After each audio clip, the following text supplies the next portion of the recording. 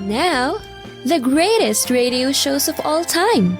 Suspense. The Shadow Node. Washington calling David Harding, counter-spy. Classic radio theater. The Great Gildersleeve. Fibber McGee and Molly. Dragnet. Gunsmoke. The Lone Ranger. Now, step back into our time machine with your host, Wyatt Cox. Good evening, friends of the Inner Sanctum. A funny Friday with episodes of Amos and Andy, Lum and Abner, the Aldrich Family, and Jack Benny. And we'll wrap it all up with a sweet Friday edition of Claudia. That's all coming up on this Friday. This is the 10th day of October, 10/10, the 283rd day of the year, and we have 82 days left in 2025. The Great Hurricane of 1780 killed 20 to 30,000 people in the Caribbean. In Annapolis on this date in 1845, the Naval School, later renamed the U.S. Naval Academy, opened in Annapolis, Maryland. 50 midshipmen and 7 professors. In 1877, Lieutenant Colonel George Armstrong Custer given a funeral with full military honors. In 1913, President Woodrow Wilson triggered the explosion of the Gamboa Dike, thus ending construction on the Panama Canal. Zorro premiering on this date on television. The final network broadcast was 2 years later. Premiered on this date in 1957, ended July 2nd, 1959. 78 episodes produced, and Guy Williams starring as Zorro. Simon & Garfunkel released the album Parsley, Sage, Rosemary, and Thyme on this date in 1966, included what would become the hit single Scarborough Fair. Soul dismantled and moved to the U.S., the London Bridge reopened in Lake Havasu City, Arizona on this date in 1971. In which it can be preserved is to sell it in its entirety. You wouldn't consider selling it piecemeal then? You know, I understand you may have had some offers for lampposts or balustrades. Yes, we've had several offers from private individuals. Would that mean that the bridge would be dispersed over a wide area and you'd lose its individuality completely? American entrepreneur Robert P. McCullough bought the bridge, which was outdated and needed to be replaced. The 1831 structure was sinking into the River Thames. Local politician Ivan Lucken thought because of the notoriety of the bridge, it could be sold. McCullough paid $2.4 million for the bridge. Over $19 million today. Vice President of the U.S. Spiro Agnew resigned on this date in 1973 after being charged with federal income tax evasion. God does reign. I thank him for the opportunity of serving you in high office, and I know that he will continue to care for this country in the future as he has done so well in the past. The government at Washington does live. It lives in the pages of our Constitution and in the hearts of our citizens, and there it will always be safe. Thank you, good night, and farewell.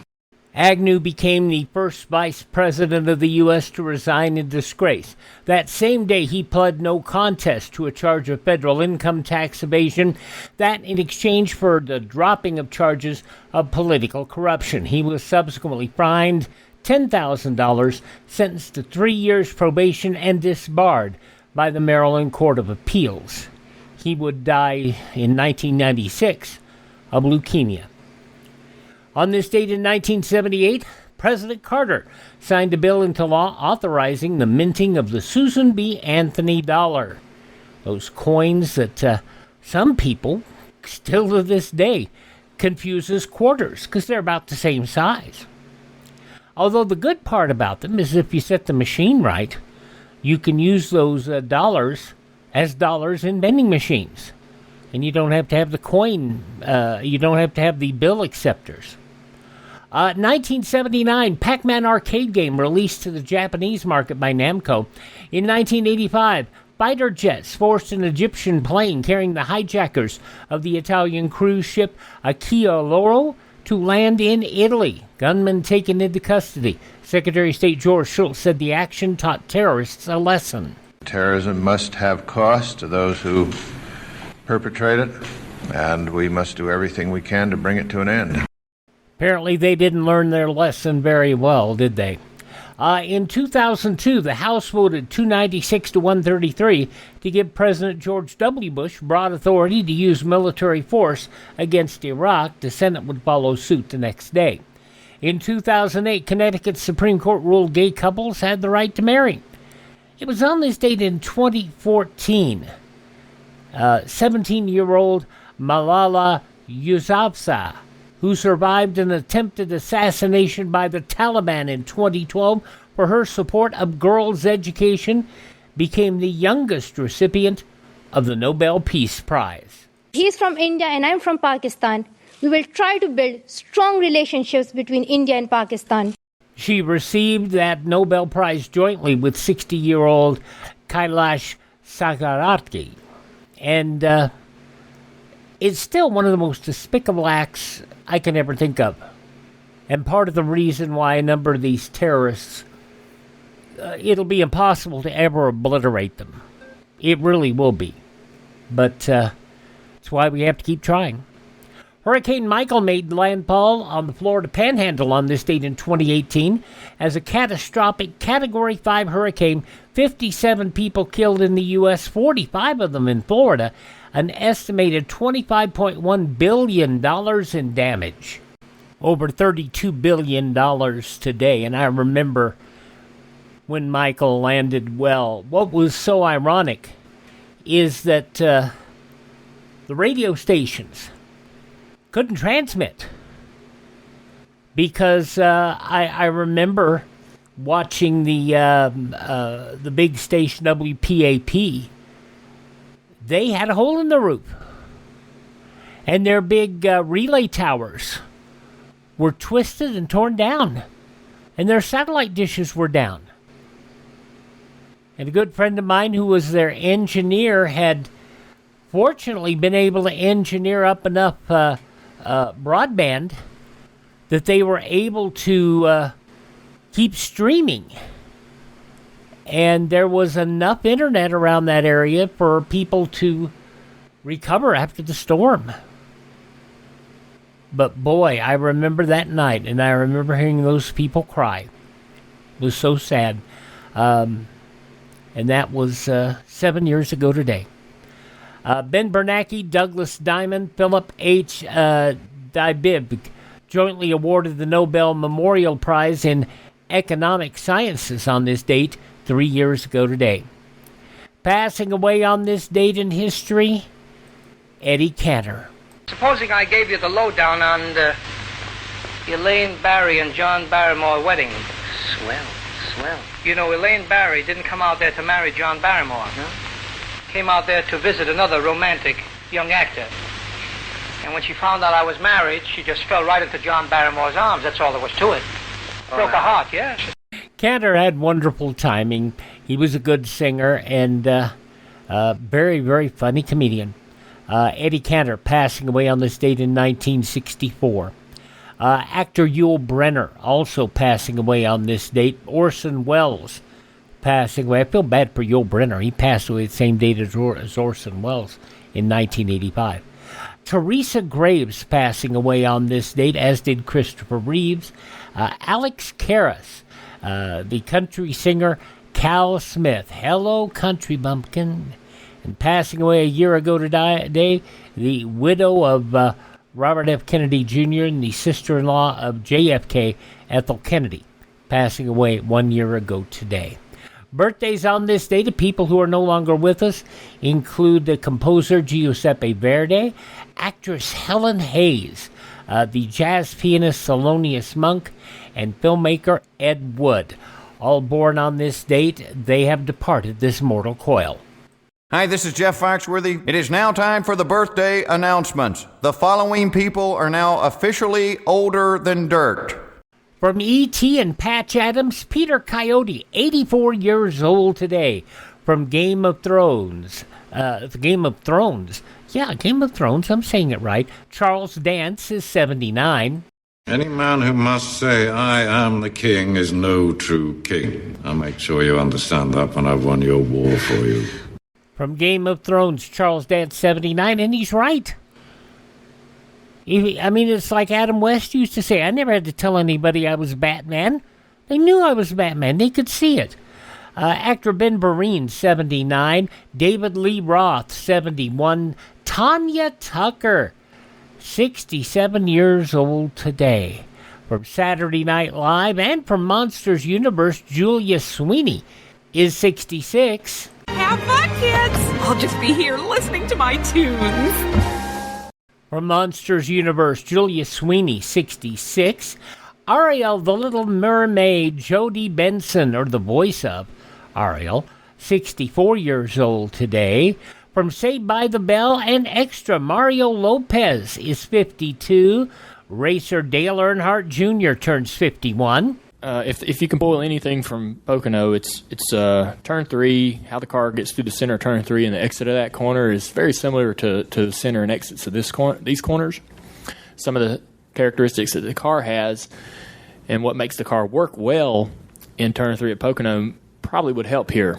And so you kind of point Greg or your crew chief in that direction and say, I need whatever we could do or whatever we did or hit on in Pocono that might have helped us in turn 3. That's some tools I would probably go to first. From his racing days, Dale Earnhardt Jr., 51 years old today. He is an NFL sports executive, and he is the man in charge of All Elite Wrestling. Tony Khan, 43 years old today, and hopefully he can lead the Jacksonville Jaguars to something better than they've been doing. And hopefully, his, is it Fulham that he's in charge of? I forget. He's in charge of one of the British soccer clubs as well. 43 years old today. Amy Teagarden from Friday Night Lights, 36 years old today. Those just a few of the people celebrating the 10th day of October as their birthday. If this is your birthday, we baked you a birthday cake. If you get a tummy ache And you moan and groan and woe, don't forget we told you so. Happy birthday! Happy birthday! Make a wish, dear, and blow out the candles. Here they go.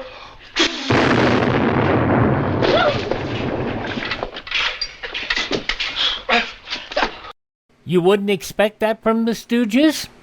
All right, we're going to go back 77 years to October 10th, 1948, an episode of Amos and Andy, starring Freeman Gosden and Charles Correll. And that is next.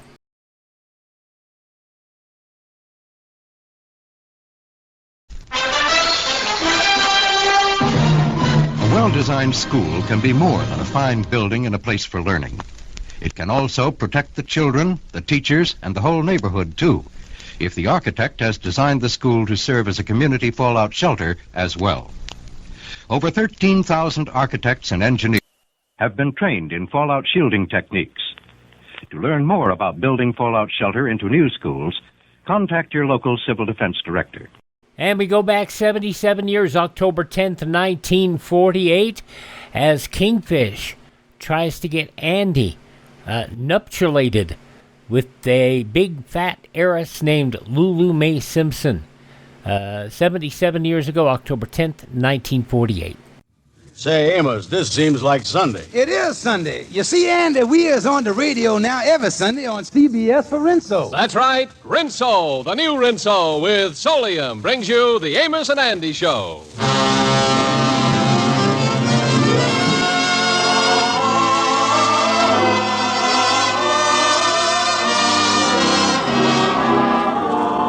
Yes, sir, Rinso, the soap that contains Solium, the sunlight ingredient, brings you a full half hour of entertainment with Lou Lubin, Eddie Green, Jeff Alexander's orchestra and chorus, and radio's all-time favorites, Amos and Andy.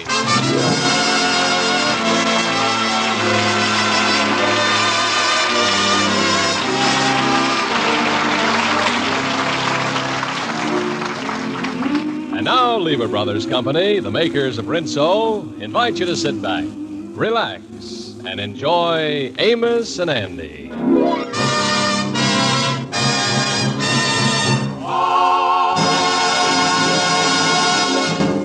the fall season rolls around once again, let us look in on the home of the Kingfish and his wife, Sapphire Stevens. The time is noon. The Kingfish has just come home for lunch to find Sapphire packing her bags. Sapphire, what you doing stuffing your clothes in the suitcase there? I'm taking a little trip to Chicago to visit Mama. You know, George, I ain't seen her for almost 5 years. I wonder what she looks like now. Yeah, well, don't get your hopes too high, Sapphire. Once you look like a walrus, you always look like a walrus. Oh, I'm so anxious to see her. She wrote me that she's got a job working in a florist shop, and it makes her so happy to be surrounded by flowers. Yeah, you know, it'd make me happy to see her that way myself. That'll do. I don't want to hear another word about it. Now, listen here, George. There's something you just got to do for me while I'm gone. Now, what's that? There's an old school chum of mine getting in town tomorrow from Georgia by the name of Lulu Mae Simpson. Her husband passed on last year, and she's coming up here to look around for another husband, and we got to help her. Yeah, well, what you want me to do about it? I want you to introduce her to some nice, edible bachelors. But none of them bums over at that lodge hall. Yeah, what does this Lulu Mae look like? Well, she happens to weigh 225 pounds, but she's got a real sweet face. See, here's a picture of her she sent me with the letter. And we just got to find her a husband. Let me see the picture. Here it is. Holy mackerel. Compared to her, a hippopotamus is a delicate creature. George, we got to get my girlfriend a husband. Yeah, well, I ain't going to introduce her to nobody. Well, if you don't, then I ain't going, and I'll have Mama visit us. Visit us? Sweetheart, you has done blackmailed me into it. All right.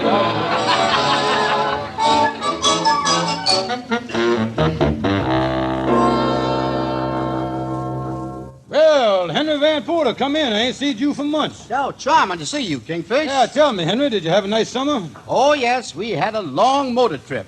We went from here out to California to see that place where they have the big redwoods, Yosemite Park. Oh, yeah. And then we panhandled through Texas and ended up at White Sulphuric Spring. That sounds like you had quite a trip there, son. Oh, yes. How about you, Kingfish? Did you escape the heat of the city this summer? Oh, yeah, me and my wife Sapphire went up on the roof a couple of times, squirted the hose on each other. Sapphire's taking a little trip now, though. She left yesterday for her mother's, thank goodness. Yeah, well, you should be all smile. Yeah, but I got a tough job, Henry. Sapphire's got a gal friend that gets in town today that wants to get married, and Sapphire wants me to introduce her to some legible bachelors, you see. It's a gal built like an elephant by the name of Lulu Mae Simpson. Just come up from Georgia. Lulu Mae Simpson? Wait a minute here. There's an item in the Society column about her in today's newspaper. In the Society column? Yes, and it says she was left a $20,000 estate by her late husband, and she's planning to spend the entire winter in our city. $20,000? You know, Henry, if I could find some guy to marry her, I could collect a marriage broker's fee. I'd be on Easy Street. I wonder who I could get. Well, I ain't got the faintest idea, but I just seen him walking toward the pool room. Oh, so Andy's at the pool hall, huh? Yes, you know, Kingfish, maybe this scheme of yours will work. If you get them together, maybe Dan Cupid will hit Andy with the arrow. Yeah, well, if he don't hit Andy, he certainly can't miss Lulu Mae, I tell you that.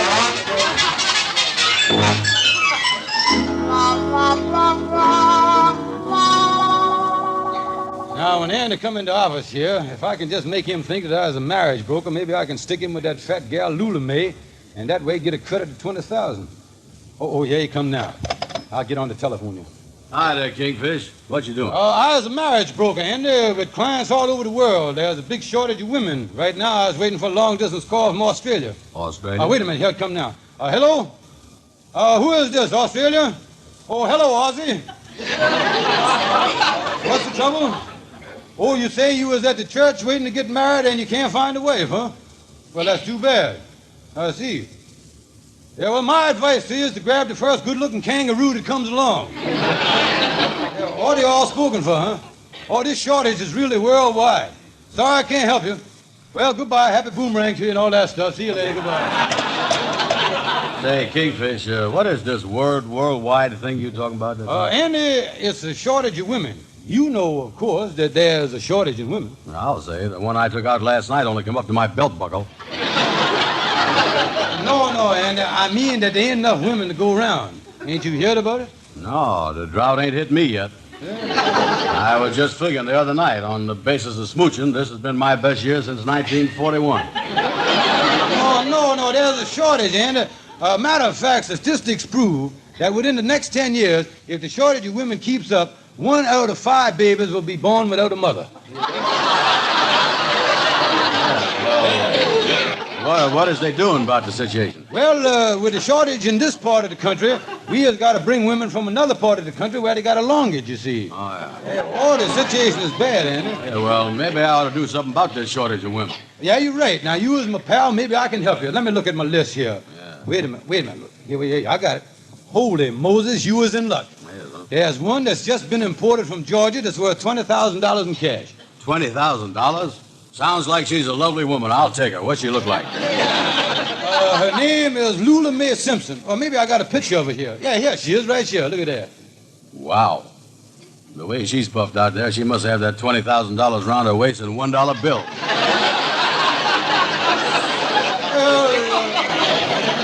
She's a little fat in this picture, Andy, but the photographer done took what's called a double exposure, you see. But I tell you, Andy, for $20,000, you can forget a little blubber, you know. Oh, Kingfish, I couldn't even get my arms around her waist. Yes, you can if you time it right. Just watch her breathing and catch her on the inhale. That's all. She got $20,000, huh? Yeah. Where'd she make all that money at? Wrestling? No. Well, she's a mighty big woman. And look here, you just judging by the surface. Underneath that fat, she's probably very skinny. Yeah, that's right, you know, and that $20,000 would put me on easy street. Well, now, look here, you don't get the whole 20. Now, wait a minute. You see, there's a marriage broker's fee of 50%. You got to split that money with me, you see. 50%? Ain't that a lot? No.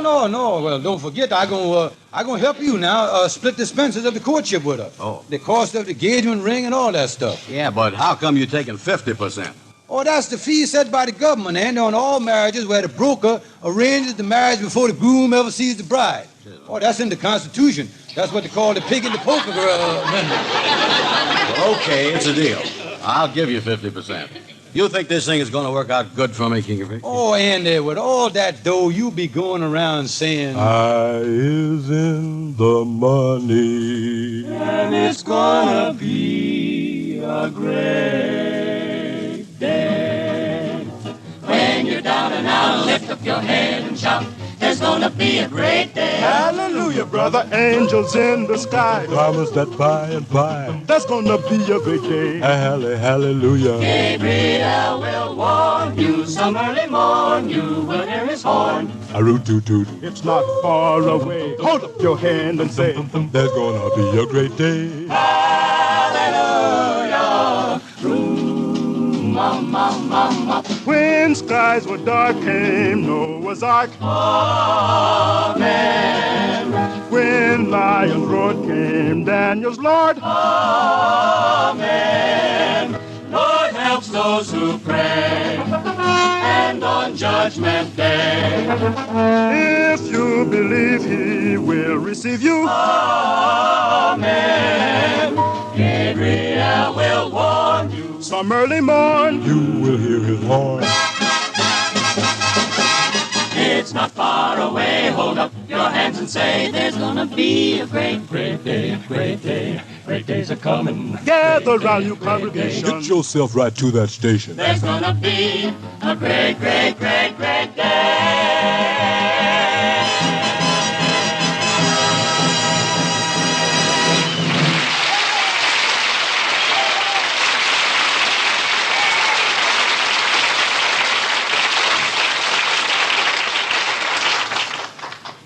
This is your old friend, John Lake, and I must say it's mighty nice to be back talking to you again.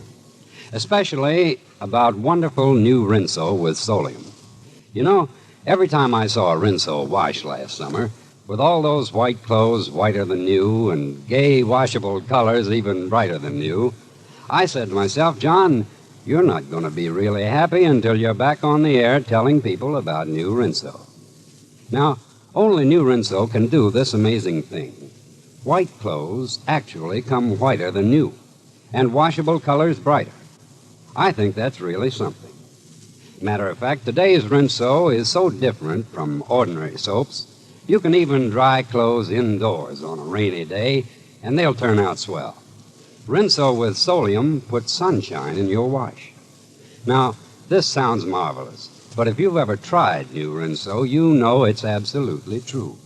Wonderful, safe, soapy, rich new Rinso with Solium. More women use Rinso than any other wash day soap in the world. Well,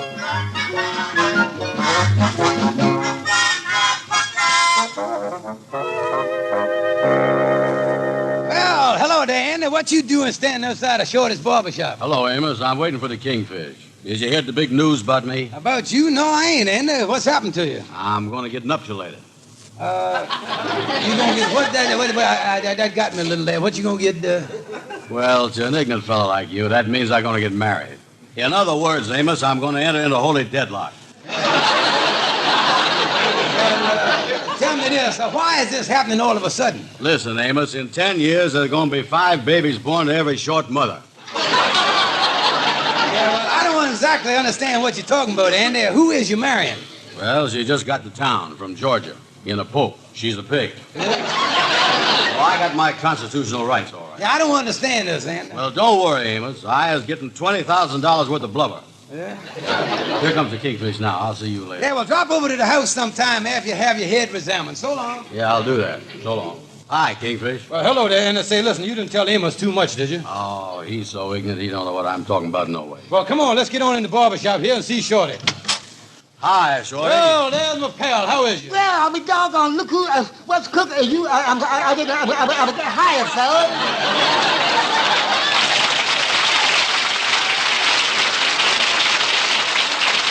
Hey, Shorty, tell me this. Did you have a nice summer? Oh, yeah, great time, fellas. I spent my vacation last summer on a farm. And just so I wouldn't lose my touch as a barber, I kept in practice by shaving the goats around the place. By shaving the goats? Yeah, I'd lather up the goats, strap my razor, and shave them as clean as a whistle. I must have shaved 3 dozen goats. Yeah, well, did all the practice help you out now that you're back in the barbershop? I don't know. I ain't had a goat to come in yet. Oh, wait a minute now. Look here, Shorty. Look here. We're going to let you in on a secret. Yeah, I'm going to marry a rich woman with $20,000. Well, congratulations. Yeah, and I want you to give Andy a good haircut and a shave here. He's going over and meet her for the first time. Oh, sure. I'll fix him up. And by the way, Andy, you don't want to let her think that you's after her money. Tell her that you was a rich man, too. Say, Andy, that's a good idea. We'll put on the dog with her. Tell her you was a Texas millionaire. You know something, fellas? I was caught in a gal once, and I didn't know how to make an impression on her. A friend of mine told me to court her with music. Music, huh? Well, what'd you do? Well, I done just like them romantic troubadours of old. I got me a guitar, and I serenaded her under her balcony. I stood out there in the moonlight, and with my beautiful voice, I sang, "Oh, so love me."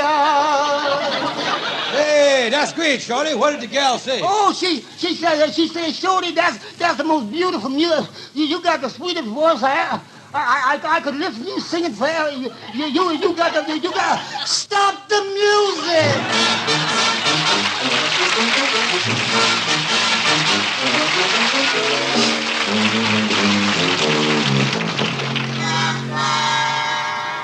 Well, Andy, here's Lulu Mae's apartment. Now, remember, you was a wealthy retired oil man from Texas, and you ain't interested in money. Yeah, well, I'll put on the dog, all right. Okay, I'll knock on the door here. You know, Kingfish, I'd feel better about this whole thing if that Lulu Mae wasn't so fat. Well, Andy, Lulu Mae's size might be in your favor. Remember, the bigger it is, boy, the harder it falls, and besides... Hey, Kingfish, hey, the building is shaking. Must be an earthquake. Wait a minute, that's Lulu Mae coming to the door. Wait a minute, sir. Why, Mr. Stevens, do come in. Why, thank you, Mrs. Simpson. Thank you. Come on in, Andy. If you think there's room enough in there for the 3 of you. Mrs. Simpson, may I present you with Longhorn Brown? He is the retired multimillionaire from Texas. He's the fella in the society columns refers to as Filthy Rich Brown. Well, this is indeed a pleasure, Mr. Brown. I've never met a genuine Texan before. Likewise. Wait a minute. You know, Mr. Brown, I just got here from Georgia. And New York is so huge, it makes me feel positively tiny. Yeah, that's quite a trick, all right. You know, Mr. Stevens told me on the phone this morning that on your property down in Texas you had a lot of cattle and oil. Oh, yeah. There was so much oil on the place the cattle had to wear skid chains. Well, I guess you can make a lot of money in the oil and cattle business. Oh, yeah, not only the oil and cattle business, but he's got millions from other things, too. Now, let's see. You made a lot of money in lumber, too, didn't you? Oh, yeah, I sure did. They discovered trees on my property. That Texas is really some state, all right. All you Texans always stand up for Texas. Yeah, well, if you was in the saddle 12 hours a day, you'd be glad to stand up for anything. By the way, Longhorn, what was that generous thing you done the other day to show that you don't care nothing about money? Oh, you mean last Thursday when I give away the Grand Canyon? Yeah, that's the one I meant. Like I told you, Miss Simpson, Miss Brown is in New York for the social season. You know, parties, theaters, going to the opera and symphonies. Oh, then you're interested in music? Oh, yes. Mr. Brown is always slopping up that culture stuff, yeah. Yeah, well, tell me, what is your taste in symphonies?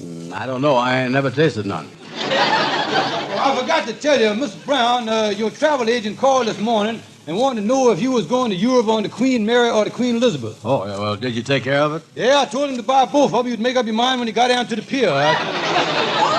Oh, you're planning a trip to Europe? Oh, yeah, he visits the Riviera every year. You see, Mr. Brown here's got a chateau over there. Yeah, next year I'm going to build a house on it, too. You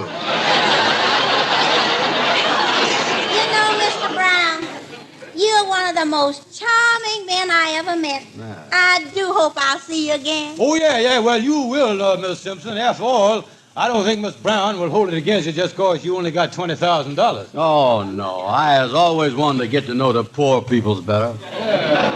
Well, we must be leaving. Goodbye, Miss Simpson. Millionaire Brown here has got to get back to his office at the stock market. By the way, Brown, how's the ticker today? Well, I was a little worried at first, but the doctor found out it was just gas.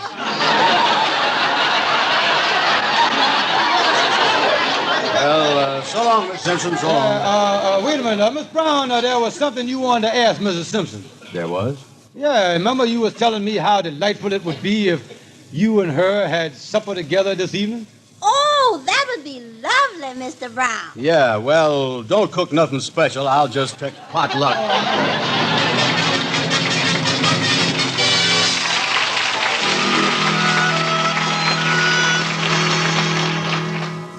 Well, good morning. Come in, Brother Ender. Hi, Kingfish. Well, I ain't seen you for about 5 days, lover boy. We has got that rich widow in the bag, ain't we, son? Wait a minute, Kingfish. Wait a minute. I ain't told you what done happened last night. Holy mackerel. Now, wait a minute. I don't like the looks on your face there, Ender. Don't tell me that you done put the skids under all that money we're getting. Well, you know, Kingfish, I've been courting Lulu Mae in the daytime and kissing all my other gals goodbye at night. Yeah, natural. Just like any other honest man would do. Go ahead. Well, you know, last night I took a cute little gal to the movies. Yeah? I wanted to get in some last-minute smooching before I marries Lulu Mae and the dry spell sets in. Anyway, we was sitting there smooching, and when the lights went on, somebody started beating me over the head with an umbrella. I looked around, and it was Lulu Mae sitting right behind me. I ain't seen her since. Andy, why did you do a thing like that? I has done pawned my furniture to raise $250, bought you that diamond engagement ring for you to give her, or we is in a mess. We got to get a hold of Stonewall, the lawyer, right away. We'll get...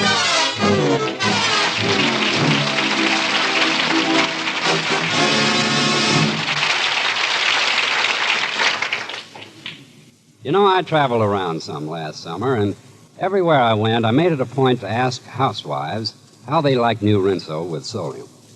Well, every time I so much as mentioned Rinso, I was overwhelmed with enthusiasm.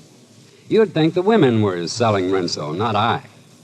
Rinso with Solium, they said, actually gets white clothes whiter than new, and washable colors brighter than new. Even on rainy days, even when your wash must be dried indoors, you get a brighter wash. New Rinso gives your wash a brilliance you've never known before. Now, it's because today's Rinso contains Solium, the scientific sunlight ingredient. And only Rinso has it. New Rinso is so safe for clothes, so kind to your hands. I think you'd better find out for yourself about wonderful new Rinso. I think you'd better see for yourself right away how Rinso with Solium puts sunshine in your wash. Do that, won't you? Well,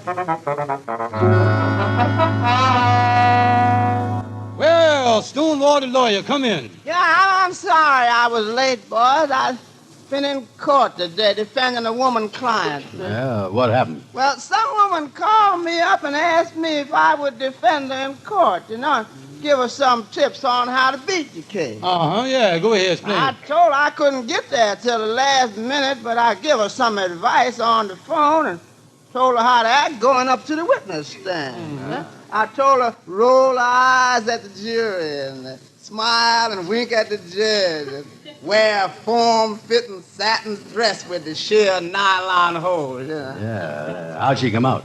She lost the case. I didn't know she was 93 years old.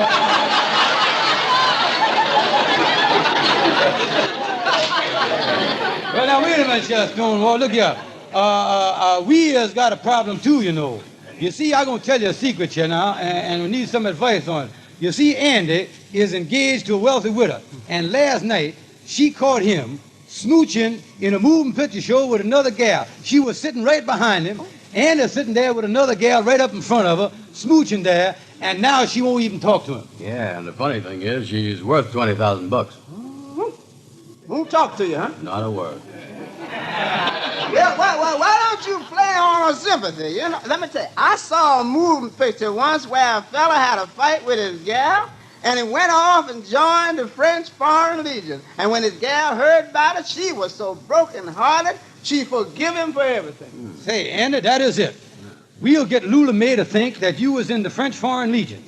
I got an old large uniform at home. We'll fix it up a little, and then when you walks in with it on you, you throws around a little French, you say, Vive la France and Sailor Gear and all that stuff. You know that? Yeah, that's good. You get Lulu Mae over to the lodge hall, Kingfish, and I'll come in all dressed up like a French soldier. Well, Stonewall, you is really a pal. Don't forget to send us a bill for this. I wish all my clients was like you, yeah.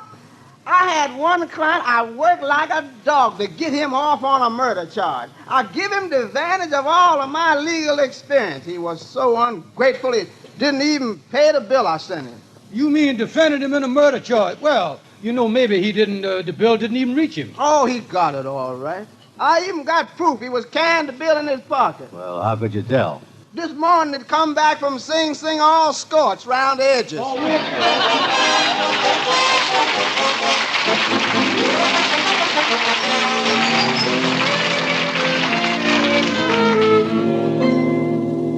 Now, Lulu Mae, just calm down. Will you please just calm down? I asked you to come over to my office here to tell you that Andy is broken-hearted, and he has done joined up with the French Foreign Legion.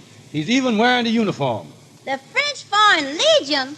Why, I can hardly believe it. That sounds like the French Foreign Legion knock now. Wait a minute. Come in. Why, Andy. Excuse me, folks. Did you see any Arabs go through here? Andy, that uniform. You really joined the French Foreign Legion? Yes, I. Vivian LaFrance and sailors in gear. Andy, are you really going overseas? Yes, sir. I'm going over with the first shipment of Legionites. And I have joined the most dangerous branch of the French Foreign Legion, the branch that carries the guns. Oh, Andy, it sounds like I'll never see you again. Yeah, that's right, Lulu Mae. Nobody that ever joins the Legion ever comes back. Yeah, the fact is, they are so sure that you get knocked off that they send you into battle with a coffin strapped right on your back. That's what they do. Oh, you mean there's no hope of me ever seeing you again? I don't think so. You see, Lulu Mae, this Foreign Legion is the toughest outfit in the world. If you live long enough to get a discharge, they shoot you as a coward. That's what they do. That's right. The only way to save your own life is to commit suicide. Oh, yeah. Oh, this is very sad, Lulu Mae, and all this happened just because you broke his heart. Well, I'd like to hear an explanation of why he was out with another girl. Yeah, I'd like to hear that myself. Now, wait a minute, Lulu Mae, we can explain that. You see, that other gal that you seen him with in the moving picture show, that was Andy's sister. Yeah, that's right. Come to think of it, that was my sister, all right. Your sister? But why were you taking her to the movies? Well, now, you see, Andy's brother-in-law was out of town, and Andy was sort of taking his place and doing what he would do. Yes, but why were you kissing her?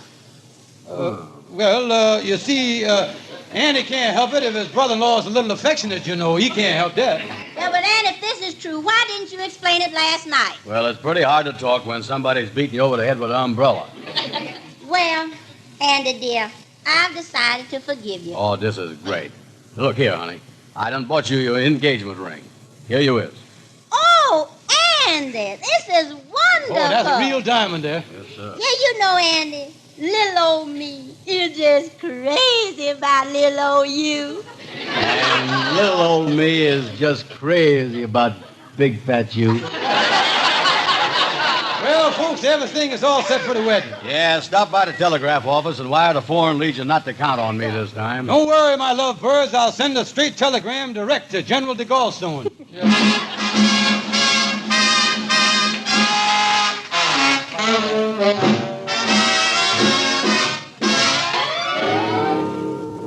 Well, Andy, it took us just about a week to put over this whole thing.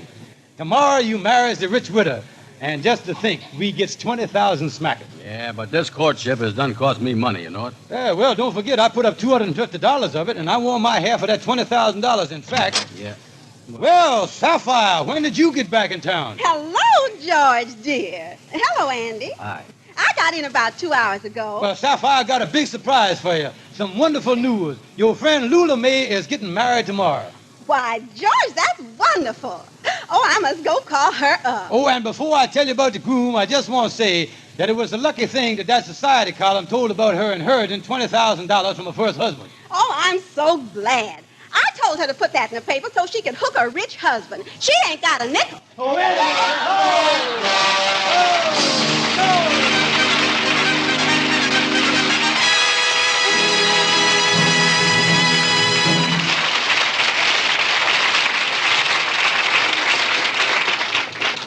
Ladies and gentlemen, Sunday night is a new night for us on the radio.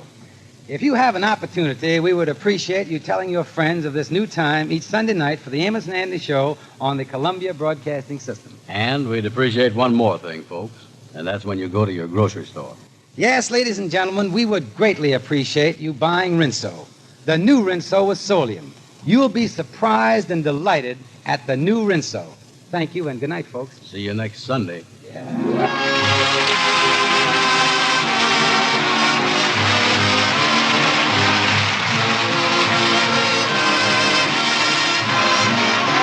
sure to be with us next Sunday at the same time when Lever Brothers Company, the makers of New Rinso with Solium, will again present the Amos and Andy Show. Until then, good night to all of you from all of us. Amazing? Yes, but doctors have proved it. Lifebuoy Health Soap in your daily bath gets skin cleaner. Stops BO as no other leading soap can. Get Lifebuoy right away. Be sure and listen to the Amos and Andy Show at the same time next Sunday. This is CBS, the Columbia Broadcasting System.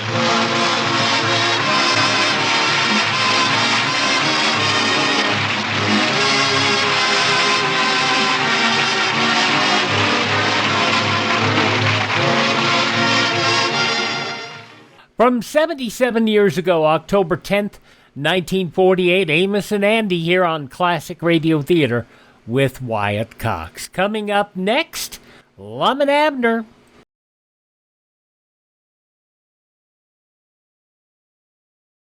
Know what CONELRAD means? It stands for Control of Electromagnetic Radiation. Sounds pretty complicated if you're not an electronic engineer, and yet all you have to do is dial your AM radio to 640 or 1240 in the event of an enemy air attack.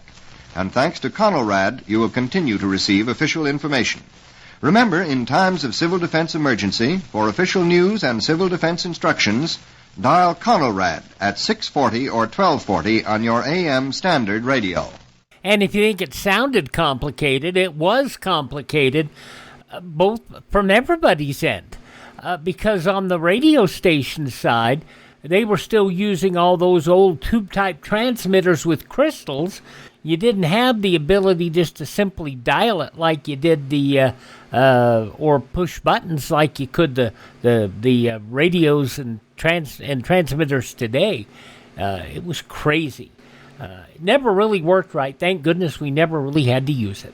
Okay, we're going to go back 77 years to October 10th, 1948, and an episode of Lum and Abner, The Mind Reader.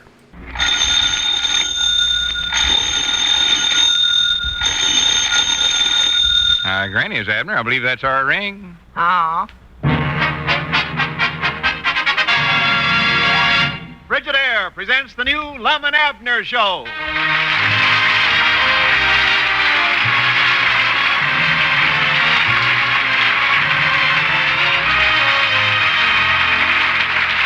Tonight, Frigidaire, a division of General Motors, brings you a brand new kind of visit with those old characters down in Pine Ridge. Featuring Clarence Hartzell as Ben Withers, the music of Felix Mills, and starring your old favorites, Lum and Abner.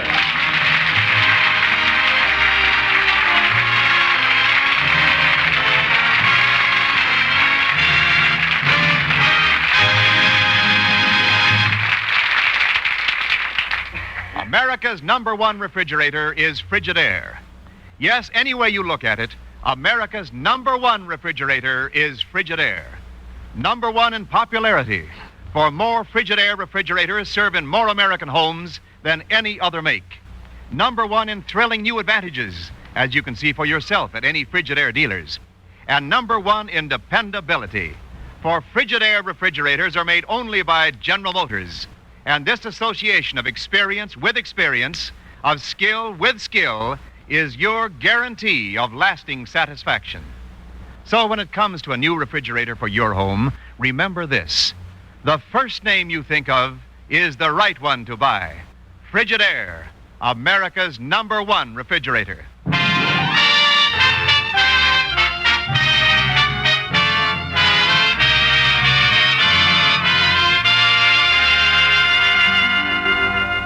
Now, as we look in on the little community of Pine Ridge, we find Lum and Abner in their Jot-'em-Down store.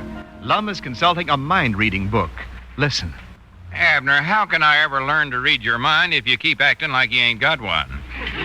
Now, concentrate and shoot me a brainwave. Lum, what in the world do you want to learn how to be a mind reader for anyway? Well, listen. You know, that radio program called Take It and Beat It has got a jackpot question so hard that nobody's been able to answer it for 16 months. But if I can get on the show and read the mind of the fellow that's asking the question, I've got the answer and $21,000. Doggers, Lum, you have got an idea there. Why, sure I have. Now, help me learn this mind reading. Yeah, all right. What you want me to do? Well, close your eyes and imagine you're writing a number on a blackboard. All right. I just hope you can read my handwriting, though. Have you got one yet? Well, not quite. Oh. What are you rubbing the back of your head for? I'm erasing that first number I put down. Well, hurry up, Abner. Get a number. All right, I got one. 7. Well, don't tell me what it is. Oh. Now, let's try again. Are you ready? I'm ready. Are you concentrating? I'm concentrating. 394. No, 7. Yeah? Let's try it once more. Yes, let's. Have you got one? Yep. 7. No, 394. I don't understand this. I never had this trouble when I worked it on myself. I reckon my brain vibrates too much. Rattle brain, huh? No, the book says you're supposed to make your mind a complete blank. Well, if that's what it takes to be a mind reader, here comes the world's champion, Cedric Weehan. Oh, howdy. Hey, Cedric, stop right there. What number am I thinking of? 4. Doggers, that's right. Did you hear that, Lum? No, that was just a wild coincidence. I bet it wasn't. Cedric, how come you to pick out that number 4? You mean there's other numbers? Doggers, Lum, we might have a genius here. Well, now, wait a minute. Let's try him on something harder. Now, here's an old grocer order on the floor. Cedric, tell us what's wrote on this paper without looking at it. Yeah. 5 pounds of potatoes, a bucket of lard, and a can of cool oil. Doggy, Cedric, you done it. Why, that's exactly right. Well, if that don't beat the bugs a fighting. Well, you're a genius, Cedric. A genius if I ever seen one. Cedric, the radio show Take It and Beat It's going to broadcast from Little Rock this week. If I can get you on that show, will you go over there with me? Yeah, we can split $21,000. Well, sure, I'd love to be on a show. I'll go home and get my bird whistle right now. Well, we don't want you to play your bird whistle on this show. Well, why don't you tell me what you want me to do then? What do you think I am, a mind reader?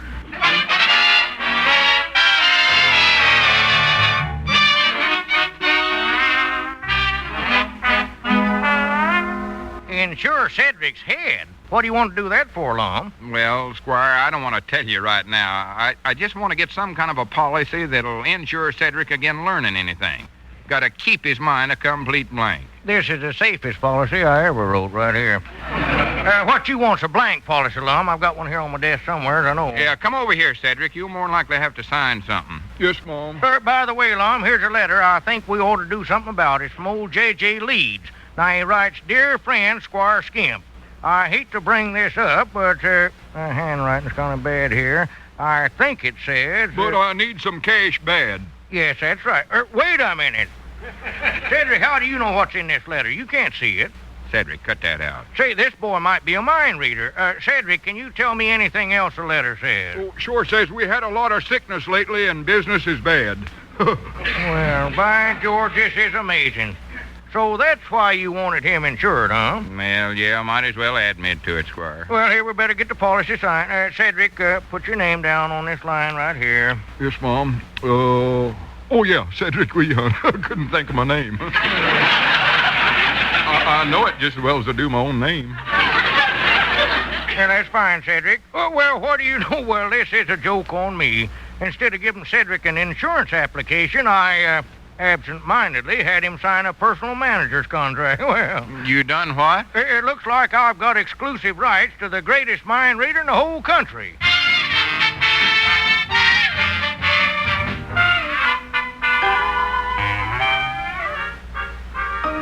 Granny's, Abner, this is terrible. We lose Cedric to that varmint Squire Skimp, and now we get this telegram telling us to have Cedric in Little Rock tomorrow afternoon for that quiz show.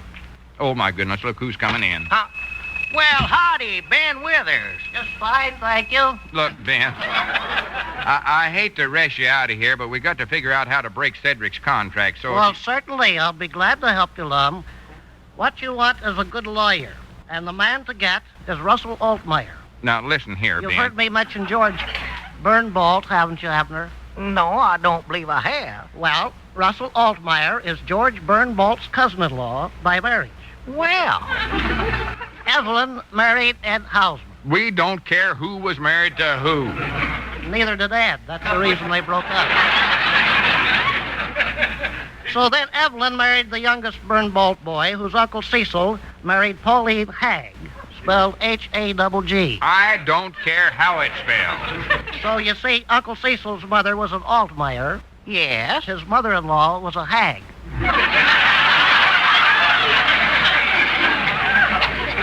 Ben, I hate to have to throw you out of here, but... Wait.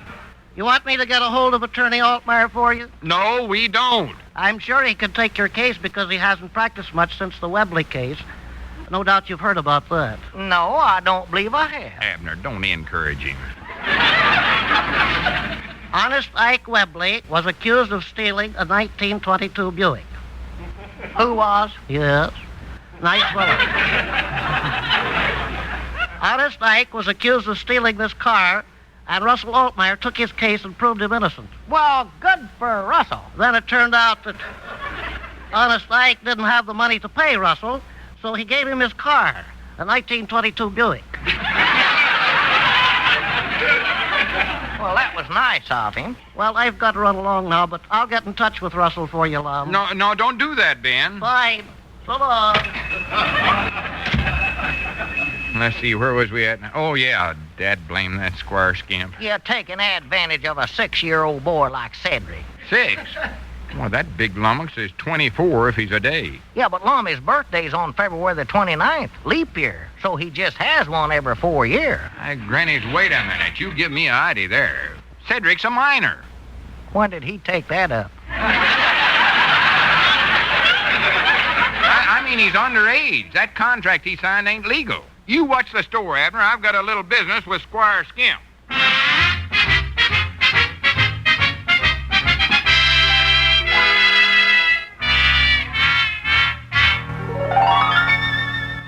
You see, Cedric, you'll be the headliner of this vaudeville tour I'm planning, but first I've got to find some other acts to go along with you, build a big show around you. Yes, Mom.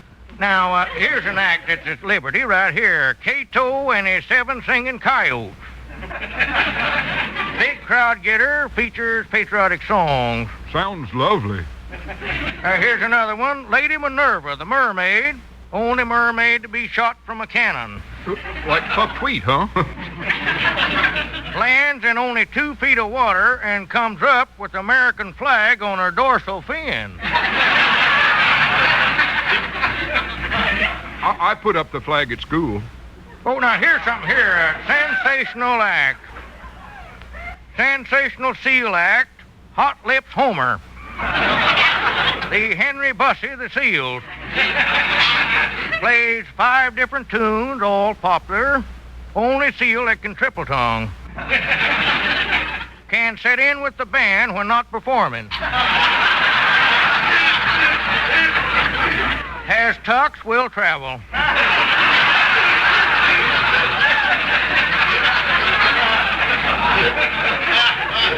Say, Mr. Squire. Yeah. In this show we're going to put on, just what is it I'm supposed to do? Well, a mind reading act. Mom?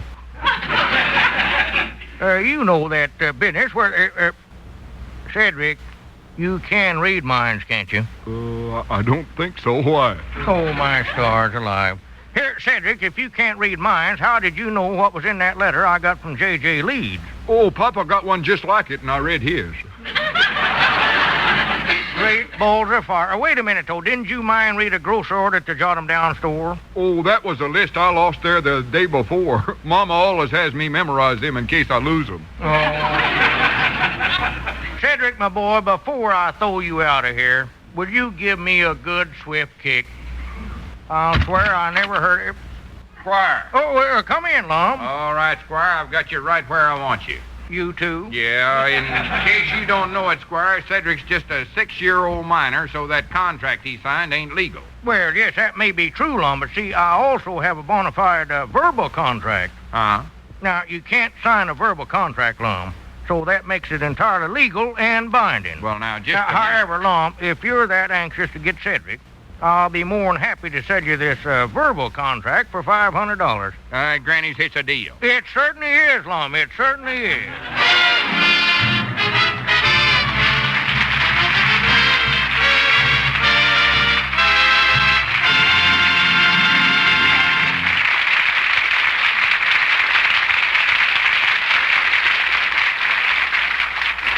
Well, come in, Mr. Niles. How's the old Frigidaire representative? Well, fine. How are you fellas today? Hi, Doggers. You just catched us in time. We was just fixing to take the bus to Little Rock. Little Rock? Well, I'm on my way to Little Rock myself. Why don't you just ride with me?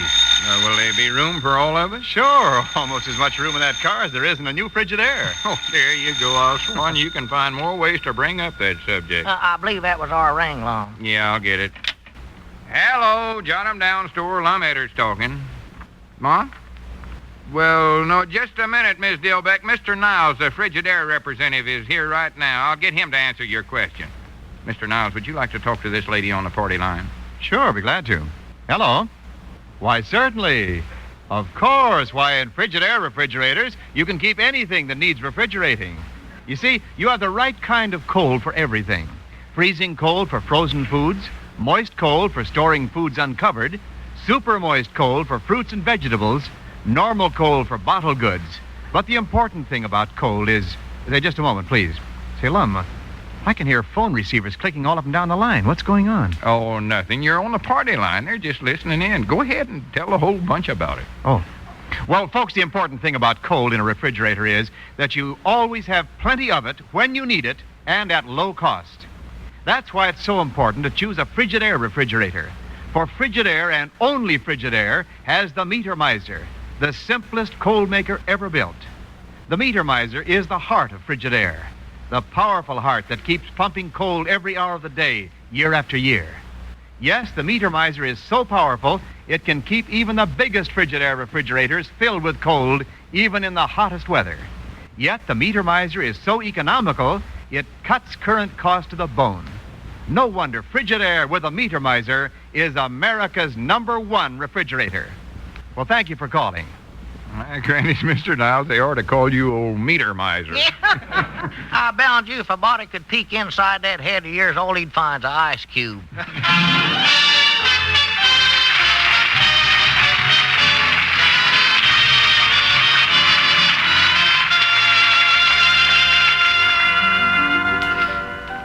Granny's, I wish they'd hurry up and get time for that quiz show. I'm anxious to get that money. Yeah. I'm getting on easy sitting here in this hotel room. Cedric, maybe you better lay down and take a nap. Don't forget you ain't but 6-year-old. Just reckon or to shave first. You know, Abner, I was just thinking how mad old Squire Skimp's going to be when he finds out we're going to make $21,000 off of that $500 contract. Hello, yeah. I bet he'll be mighty nigh as mad as he was when he found out I couldn't read minds. Well, it served... Huh? What did you say, Cedric? Well, see, somehow Mr. Squire got the crazy idea that I was a mind reader and... Oh, my goodness alive, this is terrible. Cedric, you mean... Oh, no. Well, hold on here now. How come you was able to do all them stunts then, Cedric? Oh, my goodness, I'll bet that's the feller from the radio show. Huh? Hurry up, get Cedric into the bedroom till we figure out what to do. Yeah, come on, Cedric, hurry up. Get on out of here, come on. Come in. Well, there you are, Lum. Well, for pity's sakes, Ben Withers, how'd you get clean to Little Rock? Fine. I finally located Attorney Russell Altmaier. Oh, for goodness sakes. In fact, he's here with me, but he says you'd better not depend on him. Huh? He's been disbarred again for driving a stolen 1922 Buick. I'll see you later, Lum. Russell's waiting for me. Grannies, I hope they get on the elevator after it's left. All right, Abner, bring our genius out here and let's try to figure... No, wait. Leave him there. Come in. Well. How are you, Mr. Edwards? Well, I'm... Everything okay here? I'm Eddie Cobb, the old quiz and quip master in the flesh. Well, is Mr. Weehunt all set to go on a little old show and walk off with a little old jackpot? Well, Mr. Cobb, to be right honest, I don't believe Mr. Weehunt's going to be able to go on your program. But we're depending on him. I can't help it. He's just too nervous and high-strung. After all, he ain't but 6-year-old. Oh, yes, I know all of the... 6? Just a baby. Why, this is wonderful. Sensational. Oh, what a novelty. Just what the show needs. Say, has the little tyke started the kindergarten yet? Oh, yeah, he's in the 3rd reader. Oh, baby. And he's already in the 3rd grade. Why, he must be a mental giant. Well, now, here's what we'll do. We'll put him on as a special guest and call some college professor out of the audience to come up and ask him some good, hard questions. But, Oh, boy, this is sensational. Well, see you and the little tot at the broadcast. So long.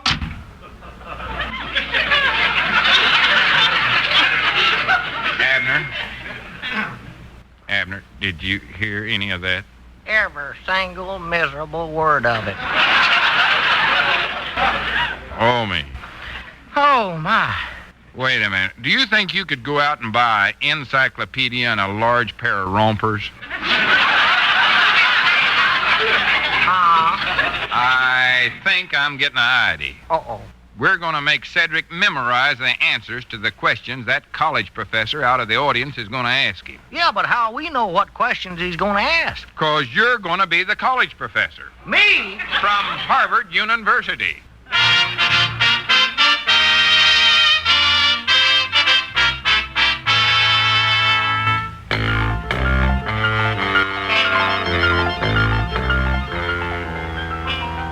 Cedric, pull up your romper leg and pay attention to Abner. The radio show's already on the air, and they'll be coming to get you any minute now. Yeah, now listen, Cedric. Boulder Dam is 727 feet high. Cedric, we ain't working on that now. Who invented the hydraulics turbine? Lump, this ain't gonna work. All Cedric said for the last 2 hours is, oh, why? Why do you keep saying that, Cedric? Oh, why, See there, Lum. We better just give this up. Hey, hurry up. It's time for baby Cedric. Oh, yes, sir. We'll be right there. Now, come on, let's go. Get out in the audience, Abner. And Cedric, pull up your rompers.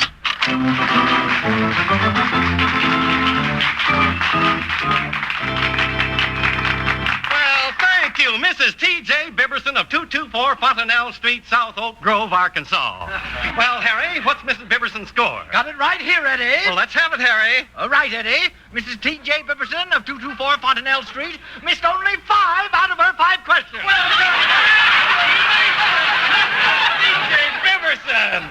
That wins for you a case of Dr. Sampson's new improved false teeth cement. And the right to compete for the big jackpot question. So don't go away, Mrs. Biberson. And now, Eddie. Yes, Harry. Now for your special guest, Eddie. Right, Eddie. Harry. Ladies and gentlemen, Take It and Beat It is proud to present the outstanding quiz kitty of them all, tiny 6-year-old baby Cedric. Bring him on!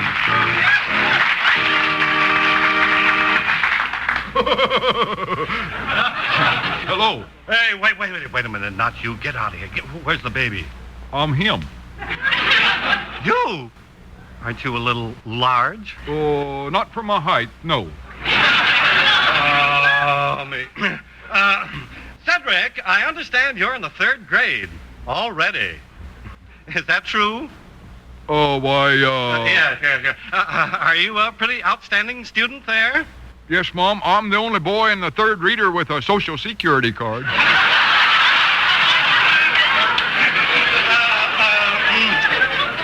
Ladies and gentlemen, we're going to try something new tonight. We're going to get some brilliant person to come up out of our audience and try to stump this little monster. Wizard. Now then, is there I a... have a lawyer in the balcony. Attorney Russell Altmaier. I wonder if there isn't a college professor in the audience. Yes, sir. I'm a college professor. Harvard, J.C. Fine. Come right up here, Professor. That's stuff. Watch the steps now when you're coming up on the stage. Sir. Yes. That's the idea. Now, okay, come right over here at the microphone, if you please. That's it, Professor. Now, could we have your name, please? Professor Peabody. Ph.D.? R.F.D.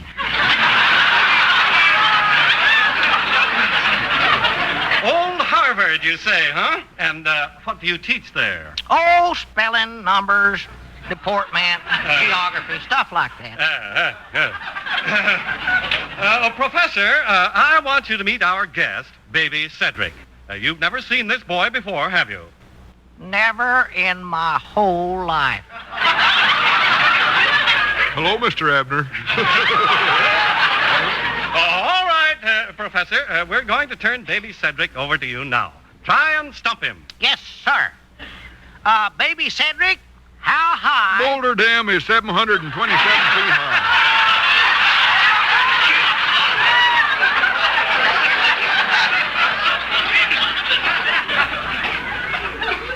Is Boulder Dam.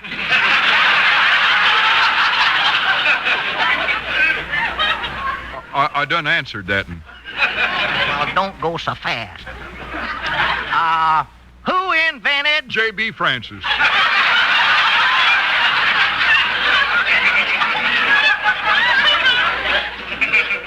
The hydraulic turbine. Let's see, that's a hard one, ain't it? Oh, why, You done got it, Cedric. Now, don't answer till after I give you the question. Now then, what year will Halley's Comet return? Can I answer now? Sure. The kangaroo. Right. Now, name an animal that carries its young in a pouch. Sweet Rosie O'Grady.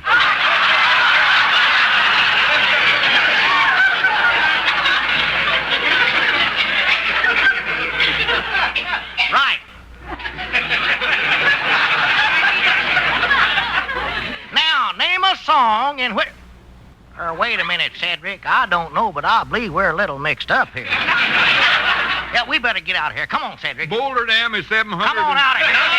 Now, wait. Don't run away. We want baby Cedric to compete in the big jackpot question. Yeah, well, we can't keep baby Cedric up no longer. It's past his bedtime right now.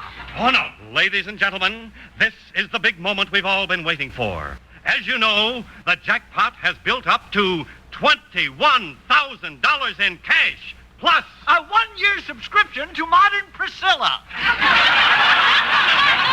An all-expense trip for 3 to romantic Minot, North Dakota. A complete set of Morocco-bound pictures of the vice presidents of the United States. An all-expense trip for 3 back from Minot, North Dakota. And a glass-bottomed canoe. And now... Come on, Cedric, let's get out of here. Oh, no. We're going to ask Mrs. Bibberson of 224 Fontanelle Street the big jackpot question. Mrs. Bibberson? Who? You! I'm a housewife. You told us that, Mrs. Bibberson. Who? You!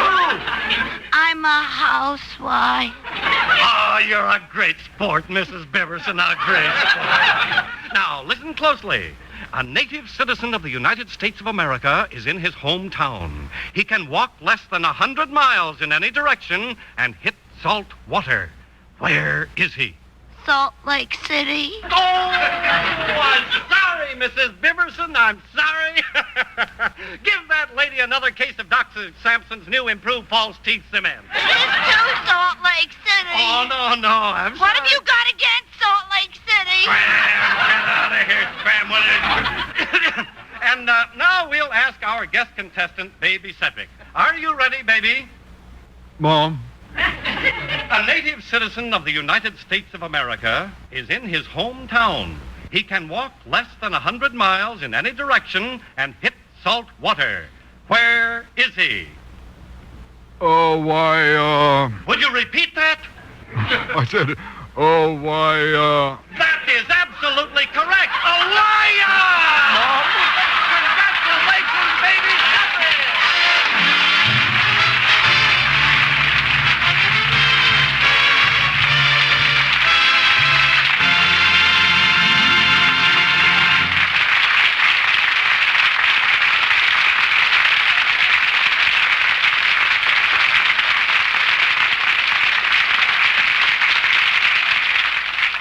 Lum and Abner will be back in just a moment. But first, here is an important question. Would you like to have all this in an electric range?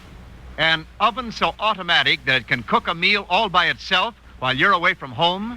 A deep well cooker that can cook at high speed for as long as 20 minutes, then automatically shift to simmer heat. Surface units that are fast, economical, easy to keep clean. Then see your Frigidaire dealer tomorrow. Ask about the wonderful Frigidaire electric ranges.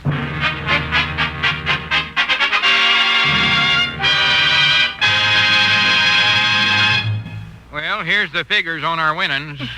After deducting the taxes, all we owe the government is $3 apiece. But if we can sell the glass-bottom canoe, we ought to break even. Yeah. But it's been a good experience. Cedric, ain't you learned something from it?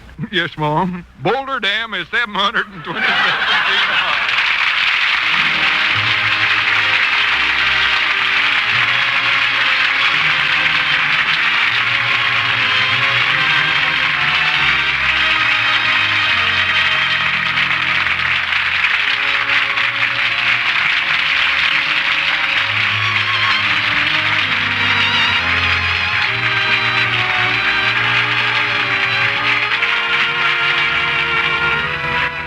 Lum and Abner Show is brought to you each week by the Frigidaire division of General Motors, manufacturers of a complete line of home appliances, air conditioners, and refrigeration equipment for American business. The script is written by Roz Rogers and Betty Boyle, with music by Felix Mills and his orchestra.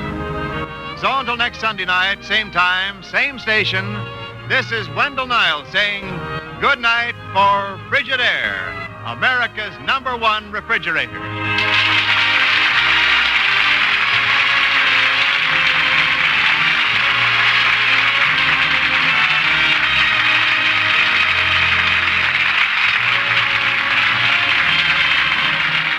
This is CBS. possession.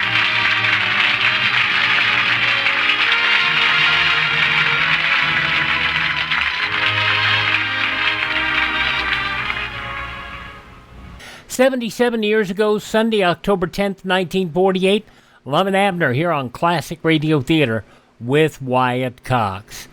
Coming up on our Saturday show, we will have Crime with Counter Spy, Escape from 1953, The Elementals, The Lineup from 1951, and a 1959 episode of Suspense, Infanticide. On Sunday, we'll have more comedy with Jack Benny, Groucho Marx, and You Bet Your Life, Father Knows Best, and Bob Hope. We'll have another episode of Counter Spy on Monday from 1949. It was twice a week back then. Mr. Keen Tracer of Lost Persons from 1949. A 1953 edition of Barry Craig Confidential Investigator, and a 1950 episode of Escape.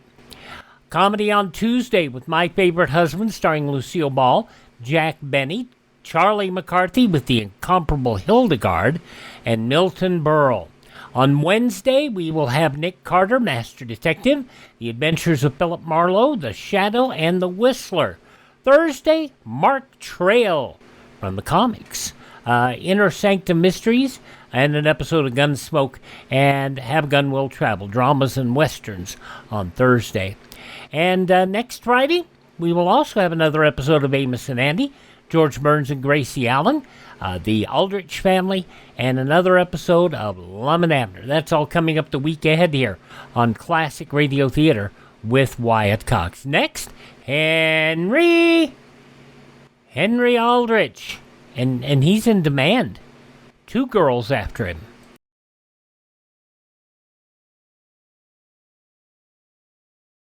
A well-designed school can be more than a fine building and a place for learning. It can also protect the children, the teachers, and the whole neighborhood, too, if the architect has designed the school to serve as a community fallout shelter as well. Over 13,000 architects and engineers have been trained in fallout shielding techniques. To learn more about building fallout shelter into new schools, contact your local civil defense director. We continue on Classic Radio Theater, going back 86 years for an episode of The Aldrich Family, October 10th, 1939, and we've had a little jealousy game going on here.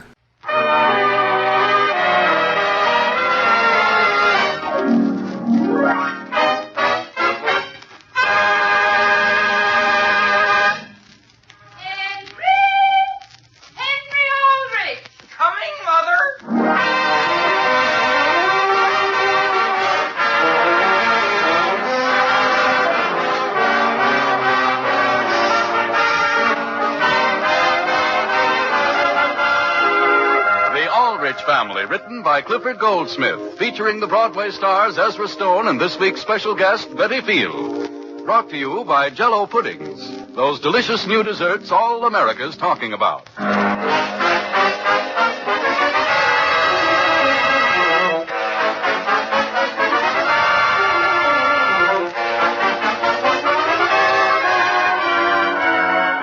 Family arrived on Broadway this week in the hilarious, successful Paramount picture, What a Life. It's truly a 4-bell movie, and we urge you all to see it. Tonight, we are pleased to present one of the stars of the motion picture, Miss Betty Field, who will play Barbara Pearson, Henry's sweetheart. As usual, the part of Henry Aldrich is played by Ezra Stone.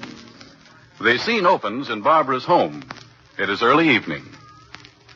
Grandma? Grandmother? Well, yeah, Barbara? Henry Aldrich hasn't come yet, has he? Just a minute, and I'll ask your father. No, he hasn't, Barbara. First time this week he hasn't been here. Father, could you come here a minute? Where are you? I'm here in the front hall. Well, what is it this time, Barbara? Now listen, Father. I don't want Grandmother to hear me. Why don't you want me to?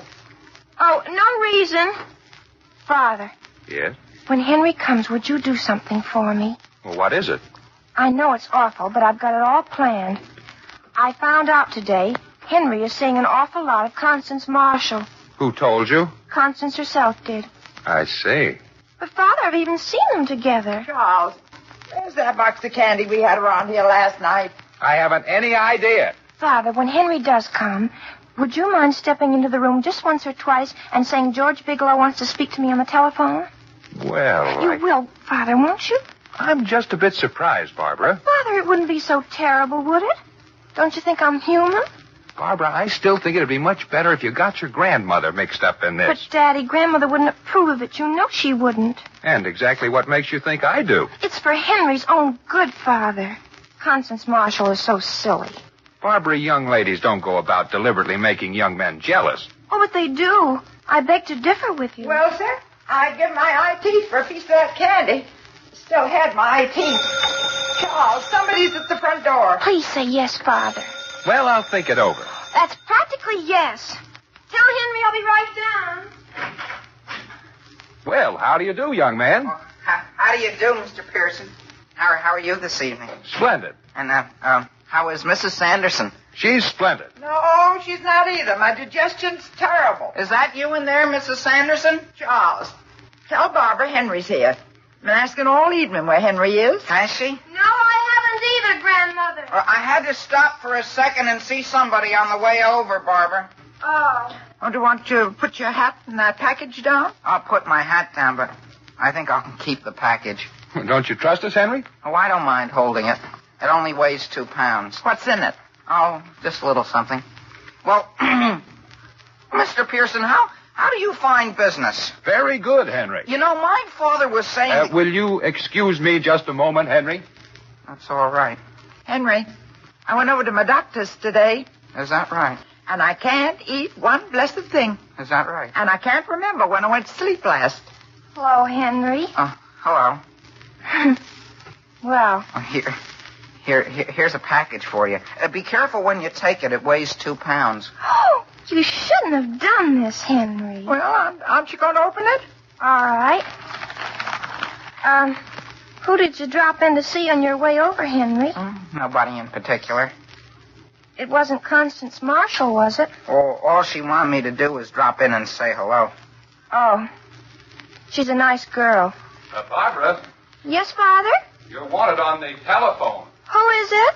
It sounded like George Bigelow. George Bigelow? Again? Oh. Will you excuse me, Henry? Sure. You mean you're going without opening it? I'll be right back. Certainly strange. I didn't hear that phone ring. Mrs. Sanderson, did Mr. Pearson say George Bigelow? He did. George Bigelow. Tell me, what do you honestly think of George? I'll tell you the truth, I don't think of him at all. Oh. What do you think of him? Oh, you can't get me to say anything against him. It's very honorable of you.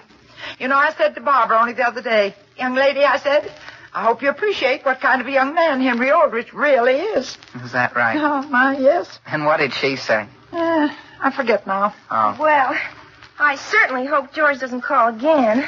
George fine? He's very fine. Glad to hear that. I certainly wish I could say as much about myself. Don't you think you'd feel better if you went up to bed, Grandmother? When are you going to open that candy? I'm opening it. Candy, Grandmother? Well, just 2. Candy, Henry? Oh, I didn't even know you were there. Thank you. Oh, very good. Even if they do have enough. Shall we step out onto the front porch, Barbara? No, don't go out there and catch pneumonia, right? To prime your lives. Well, couldn't Barbara put on a coat, maybe? Oh, Barbara. Yes, Father? Telephone. I think it's George Bigelow again. My goodness. I guess he just thinks I don't have anything else to do. Excuse me, Henry. Oh, I must be getting deaf. Henry, do you hear any phone ring? No, ma'am. What's the matter with you? With I? Oh, whatever it is. Why don't you do something about it? Well, what is there I can do? Oh, it's worth having. Worth having, ain't it? You mean I ought to pound the daylights out of George? Well, he's out of him or out of Barbara. How? Well, anything you can lay your hands on. That reminds me. Hand me that candy. But, gee, if Barbara likes George, I don't see how socking him is going to help any. It'll certainly make you feel better, won't it? Even if he's older than I am? Listen, young man. I used to be as pretty as any of them in my day, and I know all the tricks of the trade. Yeah, did you used to fight? When the occasion demanded it, yes. Hey, are these all caramels? No, ma'am. Now, let me tell you something. If you want to make her sit up and take notice, only way to do is to make her jealous. You mean when she comes into the room, I don't pay any attention to her? I just sit and talk to you. Well, is that the way they do it in the movies? You mean I should make her think I like somebody else? No, I'm telling you. Not as a grandmother, but as one soldier to another. Get busy and get busy quick. Yes, ma'am. Here. You want to eat half of this one? It's got nuts in it. My goodness. George Bigelow. He wants to give me his class pin. Can you imagine such a thing? Well, I'm late as it is. Where you going? No place. I just told Connie when I dropped in I'd be right back. Oh. I'm sorry I didn't tell George he could come over. No, why don't you call him back? Well, of course. Maybe I will. If his phone ain't wore out. Henry, what's that you're putting on the lapel of your coat? Nothing. Just a pin of Connie she asked me to wear. Where'd she get it? Her mother had it first. It's an old family heirloom. Let me see what it says. Vote the Democratic ticket. Yeah, the whole family comes from a long line of Democrats. Oh. I'm sorry you have to go, Henry. Well, maybe I can stay. I'm telling you, Henry Aldrich, you're making the mistake of your life. But, well... But, Grandmother, I don't think we should force him to go. Henry? Well, I guess I have to go, Barbara. Goodbye. Oh, goodbye. I don't suppose we'll see very much of you from now on, will we? Why not? Yeah. I guess as time goes on, you won't. Well... Barbara, you're wanted on the telephone. Who is it? You better go to George. It's Constance Marshall. She's over at somebody's house and wants you to come over. Is that right? Oh. I'll answer it in just a minute. Who is this Constance Marshall? Constance Marshall is nothing but an NTS. What's an NTS? NTS is necktie straightener. Every boy she meets, she has to straighten right away. Charles, who is Constance Marshall? Constance Marshall's father is one of the most active Republicans in this state. Is that right? I think I'll be going. I know what you're going to do, Henry Aldrich. You're not going to Connie's house at all. But I am. Oh, no, you aren't. You're really going to some other girl's house. I hope whoever she is, you have an awful time there. But listen. No, I won't. I hate you, Henry Aldrich. Young man, get out of this house. But Mrs. Sanderson... And don't you ever darken this doorway again. With chocolates filled with nuts and raisins. Get out! Yes, ma'am.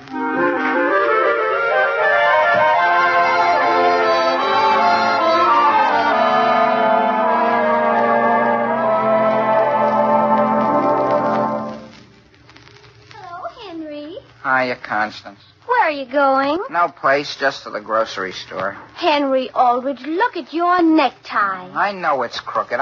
I wear my tie like that purposely. Please let Constance help you. Not so tight. Do you want to strangle me? How do you do, Henry Aldrich? Oh, how do you do, Mrs. Sanderson? How do you do, Mrs. Sanderson? How do you do, young lady? Where are you going? I'm going to the doctor's. Would you like to have me walk along part way with you? Oh, do you have to go now, Henry? Gee, I'm late as it is. Tell you what I wish you'd do, Henry. Stay right where you are. Here? Yes, sir. Barbara will be along just a minute or so. Wish you'd tell her where I've gone. But my mother's waiting for the groceries. Do you want Barbara to walk the streets of this town looking for me? Now, you stay right here, as I tell you to.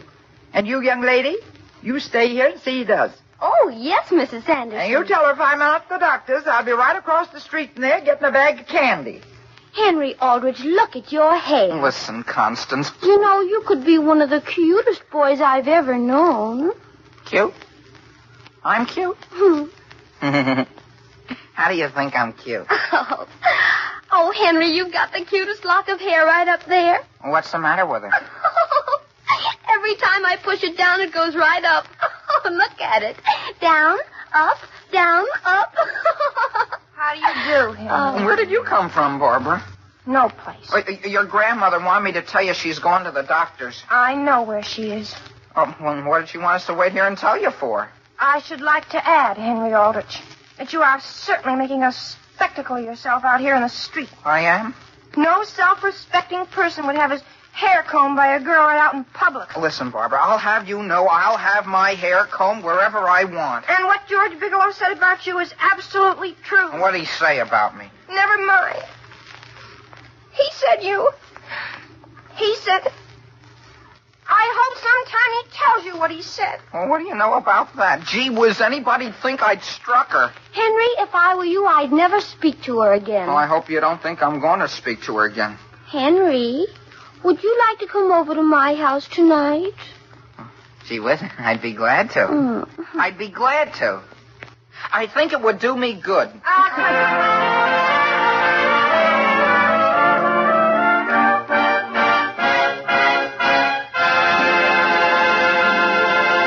Now, before Henry Aldrich comes back, I want to say that if you happen to have an active, growing boy in your family, I know one thing. I know that you're kept plenty busy feeding that boy, because youngsters that age are always hungry, always on the lookout for something good to eat. Well, now, here's a dessert that every boy, and girl, too, will say is a real smoothie. The new Jell-O butterscotch pudding. It has a swell, tempting color like gold-colored taffy.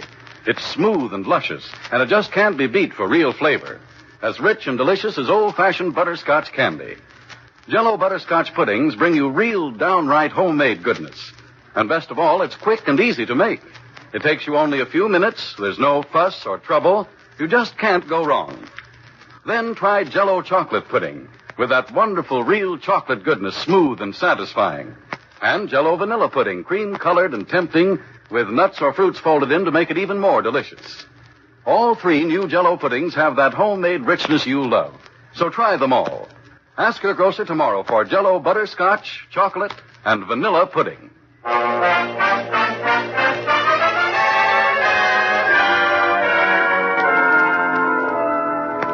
Back at the Aldrich home, we find the whole family seated at the breakfast table. Everyone, that is, except Henry.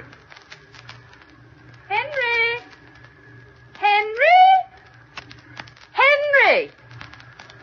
Mary, do you know whether Henry's up yet? He said he was getting up the first time you called. Father! What is it?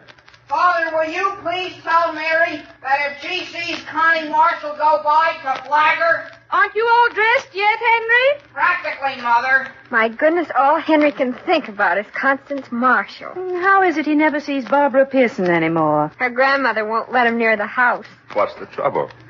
I don't know, except she said something about his going too far over something. And did I tell you about the picture I found under Henry's pillow? Of whom? Barbara's grandmother? Of Connie Marshall.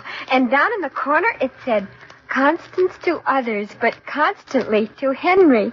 Doesn't that make you positively ill, Mother? Please pass the salt. This whole business is something I shall never understand. Oh, forget it. By next week, he'll be over the whole thing. Mother! Yes, Henry? Have you any idea where my trousers might be? I thought you were all dressed. I am, Father. All but my trousers.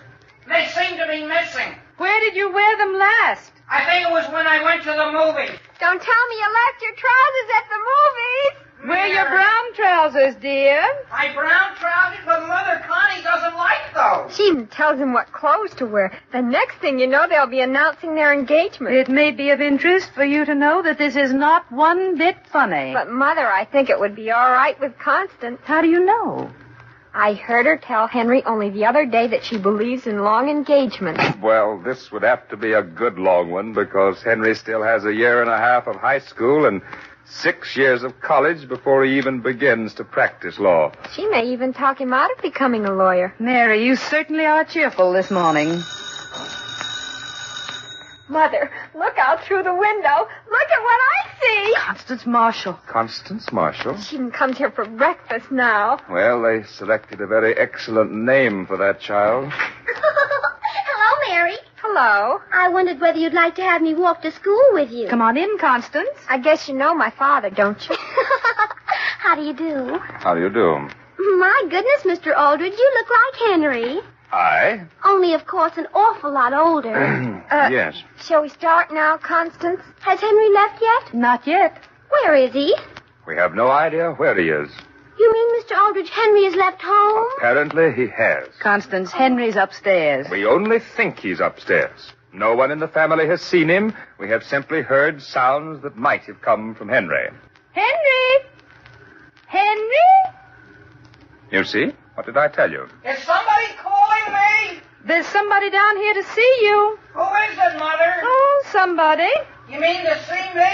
Yes. Oh, I know who it is. It's Stinky Cameron. Hi, Stinky. Henry. I'll be down just as soon as I find my pants. Henry, it's not Stinky, and even if it were, I don't think you should call him that. Oh, he doesn't mind. Now you're Stinky. Henry! Father Tom to come on up and help me find my pants. Henry, you're disgracing the entire family. In fact, it might interest you to know that Constance is down here. Yeah? So's General Grant. Hello, Henry. Well, gee whiz, where did you come from, Connie? Home. Well, why didn't anybody tell me? I'll be right down. Henry, have you got your trousers off? Oh, no, I'm glad you spoke about that. Excuse me. You'd better be starting, Constance. Oh, we've got loads of time, Mary. Not unless you want to be as late as Henry is. Goodbye, Mother. Goodbye, Father. Goodbye, Mary. Goodbye, Mr. Aldrich. Goodbye. Charming young woman. Oh, my goodness, Sam, I hope he'll get over it. You must remember, however, that someday somebody is going to marry that young woman. But it certainly isn't going to be Henry. It would be just our luck to have it be Henry. Wait for me, Mary. Wait for me. They've left, Henry. They left without me? Well, of course. Well, goodbye, everybody. Come back here and eat your breakfast. But, Mother, do you want me to run right on top of a hearty meal? I want you to come back to this table. Where did you find your trousers? That's the strangest part of it. I found them on a chair in my room. On a chair. Yeah. Henry, where did you meet this Constance? I was a fine next to her. Henry, don't you think you should swallow your food before you talk? Yes, Mother. I'll answer you in just a minute, Father. Here. I was assigned next to her. In what way? My seat. My seat in assembly. Oh, I see. Why were you asking? I was just wondering, what does her father do? He's an exterminator. He's a what? Just a minute. He's an exterminator. An exterminator? No matter what you have, even if it's rats, you call him and he'll get rid of them. Henry. That's right, Mother. He'll get rid of any kind of pest there is. He has never shown any disfavor toward his daughter? Don't you like Constance? Henry, in the past, your father and I have always permitted you to know anyone you wanted to. But somehow we don't care for this Connie. Why not, Mother? Well, putting it bluntly, you're much too nice for her. Oh, Mother, don't be absurd. Well, until she came along, I didn't care how I looked. Now look at me. Remember that bunch of hair that always used to stand up? Now I keep it combed down. And to tell you the truth, I miss that lock of hair. I miss it very much. You don't think I look improved? Oh, Henry, dear, when are you coming to your senses? In what way, Mother? Well, for 1 week now, you haven't touched your homework. You can't eat your meals. Well, I don't need food. Whatever became of Barbara Pearson? Barbara Pearson. Of course. She was all right when I was young, Mother. You, grew old 7 days ago? I certainly changed since then. In what way, aside from putting Vaseline on your hair? In a lot of ways, Father. Well, just remember, son, we wouldn't have you lose your head for anything. Is that clear? Yes, Father. Now run on to school. Yes, sir. Only you've got the wrong idea about Constance. I'm quite sure one of us has. Goodbye. Goodbye. So long. Sam Aldrich, I'm worried sick. Oh, Alice, you're worrying about something that's absurd. Sam, I didn't want to say anything about it before. I usually don't read anything that belongs to Henry, but I picked up a note Constance wrote him, and, Sam, she isn't his kind. Why didn't you tell me there was more to it? Well, what I want to know is what we should do. Give him some castor oil and send him to bed. Well, that's what I thought you'd say. I know what I am going to do. What? I'm going to handle this the way the psychologists say a parent should. Now, Alice, if I were you, I wouldn't start fooling around with psychology at a time like this. But it's common sense, Sam. If we forbid his seeing the girl, it's simply a challenge. So the thing for us to do is to tell him that he may see her just as much as he wants to. Which is what he's doing anyhow. But we should invite her to dinner, Sam. Invite her here to dinner? Well, of course. If he sees enough of her, he'll grow tired of her. You hope he will. I'm sure he will. And on next Saturday night, we're having her and some of his other friends here for dinner.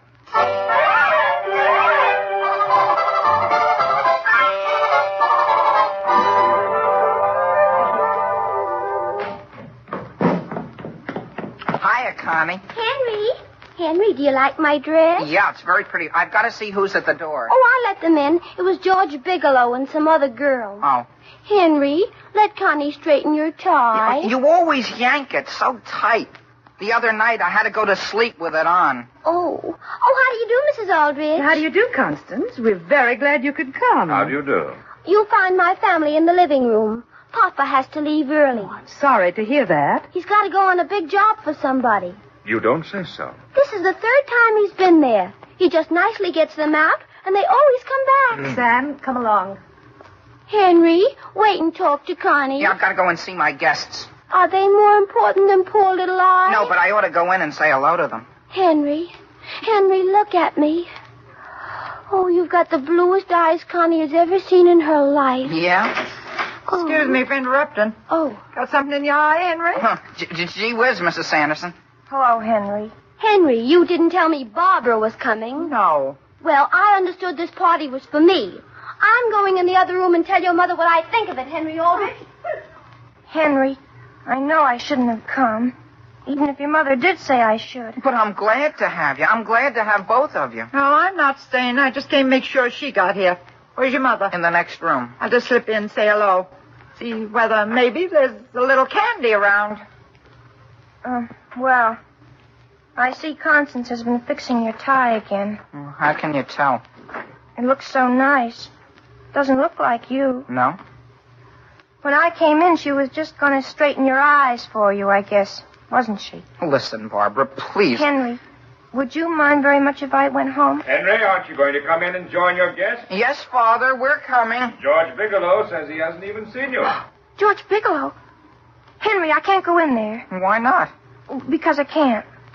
Please let me go, Henry. But I want you to stay. Henry, I've got to tell you. Those telephone calls I had from George, they weren't from George at all. Well, who were they from? Nobody. I just did it to make you jealous. Was that your grandmother's idea? No. It was mine. Wasn't it ridiculous? Barbara, come in here. They got cakes with every kind of icing you can think of. No. Henry, your mother wants you. I'll be there. She wants you now, right away. Yeah, but can't she wait a second? No. Now then, young lady, if you want Henry Aldrich, you will stay here where you can keep an eye on him. I'm not going to stay. You want to upset me even more than I already am? I can't help it. I'm going home. Barbara, wait. No. Oh, you've got to come in, dear. It wouldn't be a party without you. Why not? For any number of reasons. But look at my eyes. They're a sight. Tears, my dear, only make you prettier. I know from experience. Do you really think so?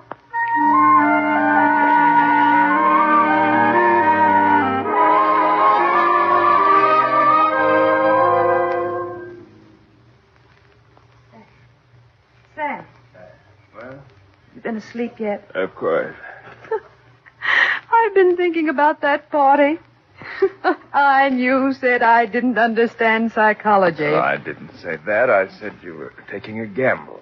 Just think we won't have to worry about that awful Constance Marshall or the idea of Henry's ever giving up law or getting engaged before he leaves high school. I guess sure. Things usually work out for the best. just Provided naturally. you give him a little assistance.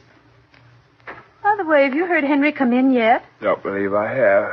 Oh, my goodness, what time is it? It's, by the clock on the bureau, it's 10 minutes to 2. Sam Aldrich, Henry has never stayed out this late before in his life. I thought you weren't going to worry anymore. Oh! Henry, is that you? Yes. Where have you been, Henry? No place. I just walked home with Barbara, and then I had to wait until her grandmother went to bed. Come in here and say goodnight to us. I want to thank you for the swell party. Barbara said she had a very nice time. Sit down here on the edge of the bed. Henry, you're sitting right on my ankle. I'm sorry, Father. I didn't know it was there. Where did you think it would be? Henry, move your head over toward the light from the door. What for? Oh, Henry, I could almost cry. Why? That old lock of hair. It's standing straight up again. Yeah. She lets me wear my necktie so I can breathe, too. Mother, would you mind my asking right from the shoulder? What, dear? Well, would you and Father be disappointed if I didn't study 6 years to become a lawyer? Why not? Oh, no particular reason, Father. I was just asking. Henry Aldrich, you aren't thinking of getting married, are you? Oh, no, Mother, no. We think you should wait until you're at least through high school. Don't you? Well, Alice, you certainly understand psychology.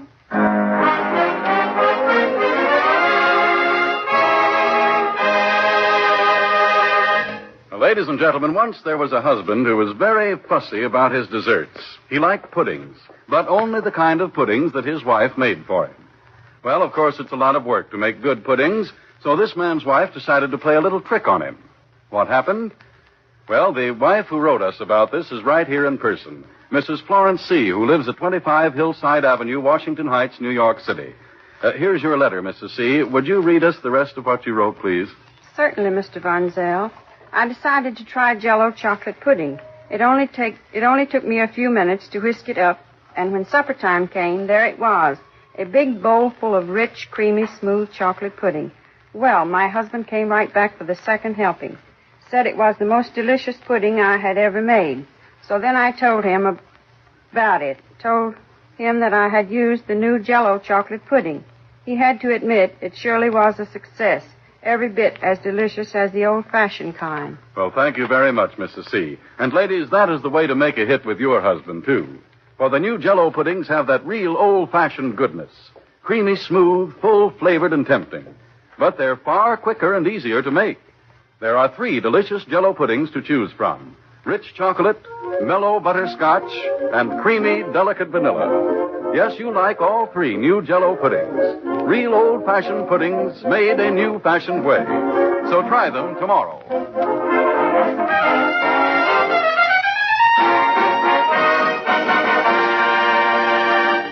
Barbara, Yes, Henry. are you sure your grandmother's gone to bed? Thank heavens she has. Well, do you mind my asking you something? What is it, Henry? Would you like to go to a football game with me Saturday? Of course I would, Henry.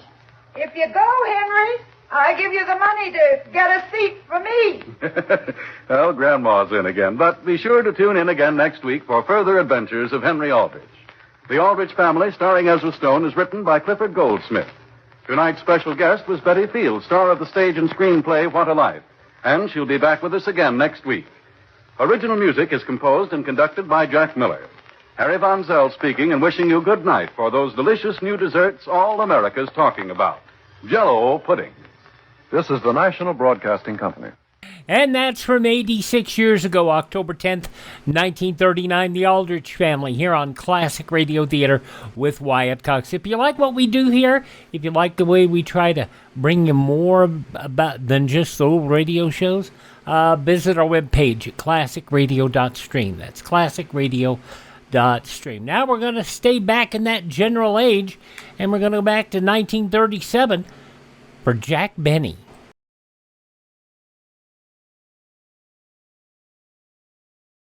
Trained people are needed to meet disasters. To fill this need, the United States Office of Civil Defense, in cooperation with the United States Office of Education and local school systems, is offering a 12-hour course called Personal and Family Survival. The course includes discussions on the effects of radioactive fallout, how to plan for and live in fallout shelters, and what to do after a nuclear attack. To learn more about personal and family survival, consult your local civil defense director. All right, we'll continue now on Classic Radio Theater with an early edition of the Jack Benny Show. This goes back 88 years to October 10th, 1937. J-E-L-L-O. The Jell-O program starring Jack Benny with Mary Livingston and Phil Heiress and his orchestra. The orchestra opens the program with You Can't Have Everything from the picture of the same name.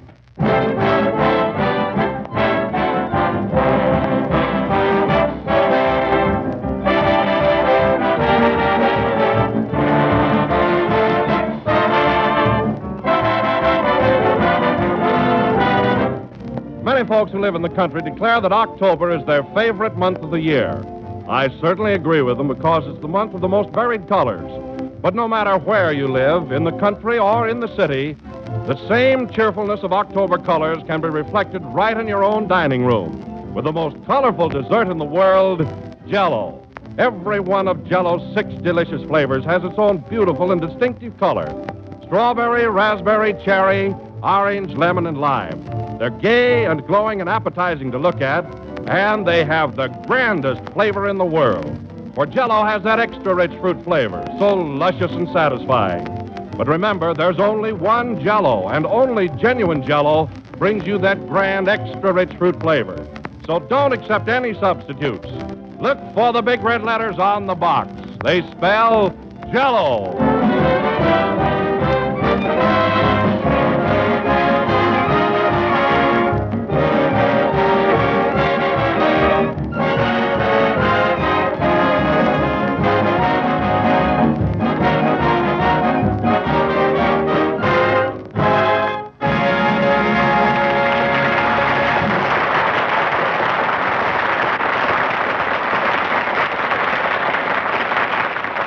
Ladies and gentlemen, for the second broadcast of the new series, we bring you by popular demand and public acclaim our latest discovery, Jack What's-His-Name.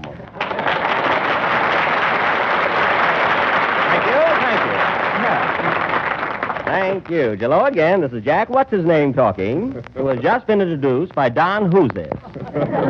And Don, that was an awful introduction. You're nothing but an old whatchamacallit. Well, Jack, I put you at ease. You know, I thought you were pretty nervous last Sunday night on our first broadcast. Well, Don, why not? I mean, after all, I'm the mother of the program. And you know what we have to go through.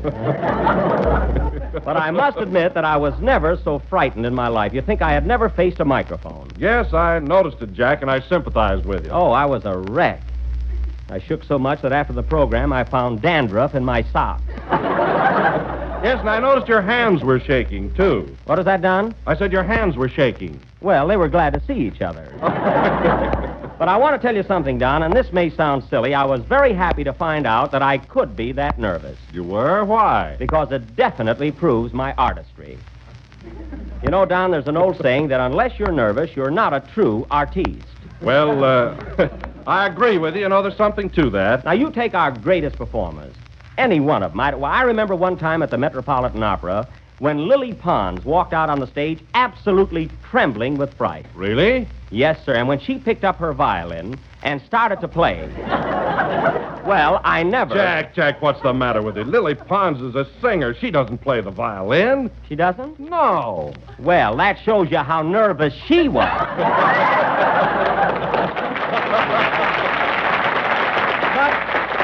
But we're all like that, Don. We're all like that. Now, you take our own business, for instance, radio. Don, come here a minute, will you? Did you ever watch Eddie Cantor broadcast? Yes, I have, Jack, and he's very funny. I didn't ask you that. But is he jittery? Did you ever notice his eyes when he works? I'll say, it seems like they're going to pop right out of his head. Well, they would if he didn't use glue for an eye wash. I can mention any number of cases. Now, you take Fred Astaire. I'll take Ginger. Quiet. No, really, you've seen Fred Astaire in pictures, haven't you, Don? Yes, I have, and his dancing is marvelous. Dancing? Why, that's nothing but a nervous twit. But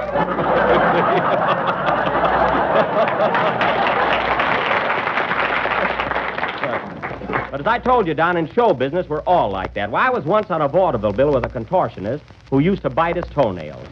Oh, was he nervous. But you know, Don, I felt awfully sorry for Mary last Sunday. She was scared stiff. You said it. Oh, hello, Mary. Hello, Mary. You know, I was telling Don how excited I was last Sunday. Did you notice it, Mary? Why, Jack, you looked as cool as a cucumber. I did. And just as green. Well, it's no surprise to me. Gee, you were so upset you were even smoking a cigar.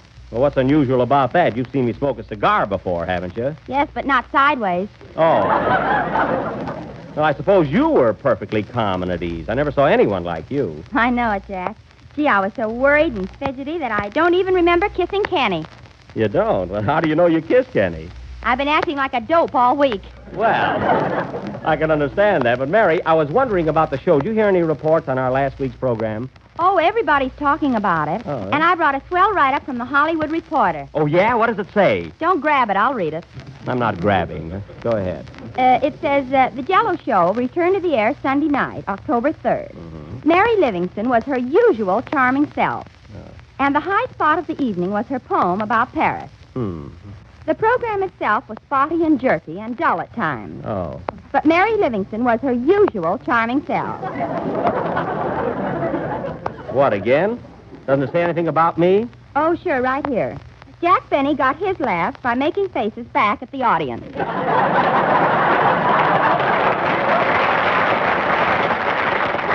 I did not make faces. There was a fly on my nose. Why didn't you brush him off? Say, every listener counts. Is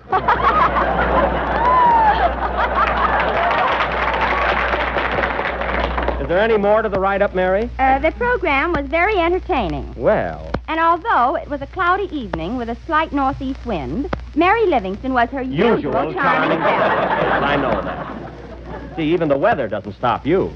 It's an awful write-up anyway. You'd think he'd make allowance for my nervousness on the first program. Oh, it wasn't just the program, Jack. You were upset because Abe Lyman came into the studio and threatened you. Why, because he tried to scare me into hiring his band? That didn't affect me. The guy's nothing but a big bluff. Well, then why did you stay in the house all week? Because I was sick, that's why. I even had a doctor, didn't I, Mary? Uh-huh. Oh, is that so? What was wrong with Jack? The doctor said he had a streak of jaundice down his back.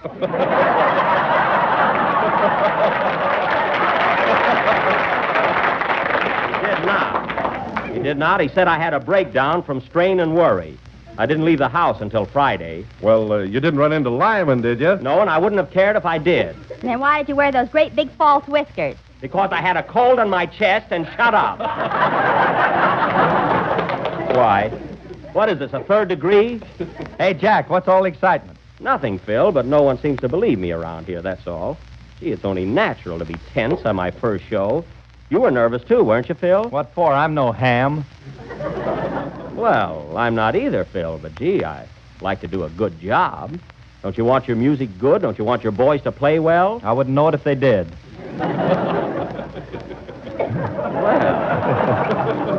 Well, that's interesting. The sponsors will be glad to hear that. I'll bet they're not even listening. Fine talk, I must say. When I think of all the orchestra leaders that would be willing to take your job for almost nothing. What do you think I'm doing? Well, of all the ungrateful things. Let me tell you something, Phil. You talked yourself right out of something. You were in line for a raise. That line hasn't moved in 3 years. Oh, is that so? That's what you think. You got a raise, didn't you, Mary? I'll say. You see? But I was working in Macy's at the time. And just for that, you won't get it. Say, Phil, even though you're not interested, I wonder if I can prevail upon you to lead the orchestra through our next musical selection. Okay.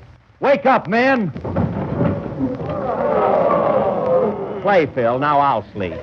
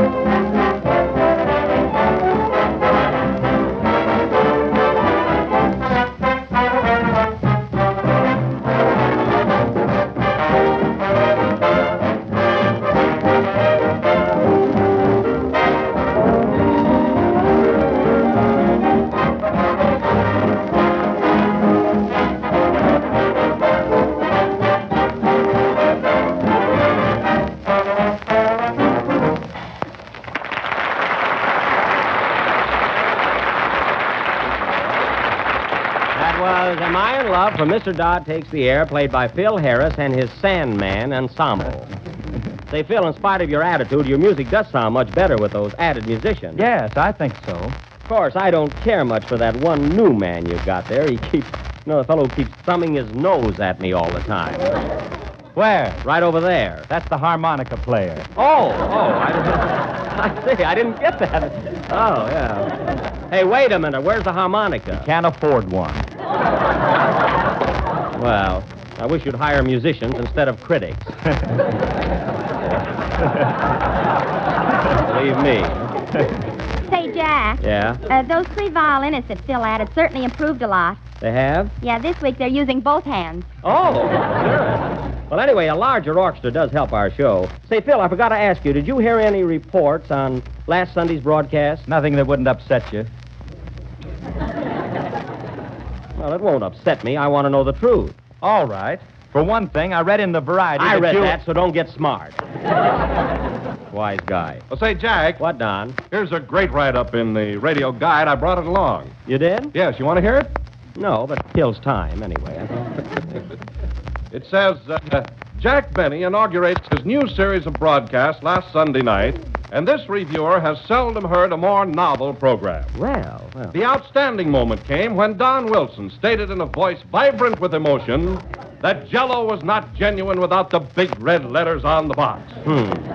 The sincerity with which he read that famous slogan was not only believable, but thrilling. Well, it was, Don. It was. When this sterling announcer claimed that Jell-O had that new extra-rich fresh fruit flavor, he held the audience in the palm of his hand. You could, Don. You could.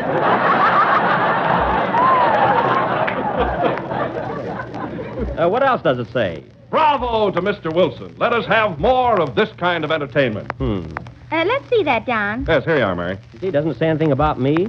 Wait a minute. Here's something nice about you, Jack. Oh, yeah? Jack Benny, the star of the program, gave an exceedingly fine performance, as only he can admit.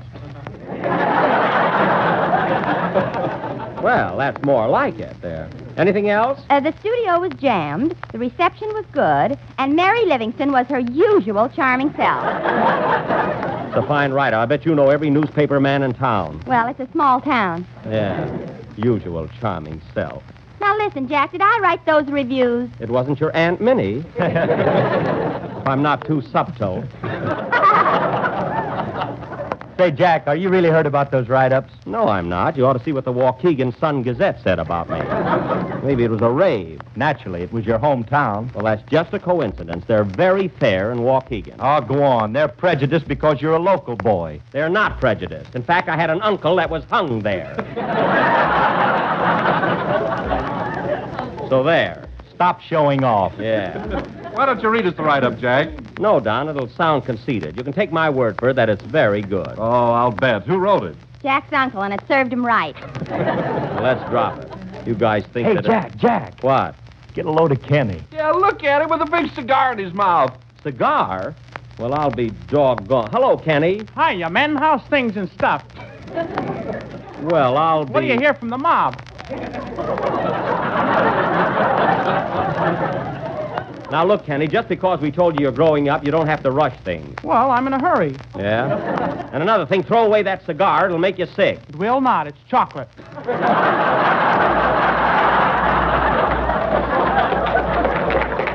Oh, chocolate. Who's got a match?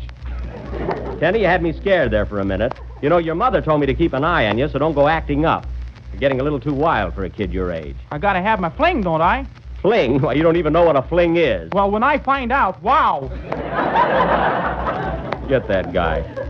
It's all your fault, Mary. You shouldn't have kissed Kenny last week. Well, you told me to. That's right, I did. Gee, he's got to grow up sometime. Yeah.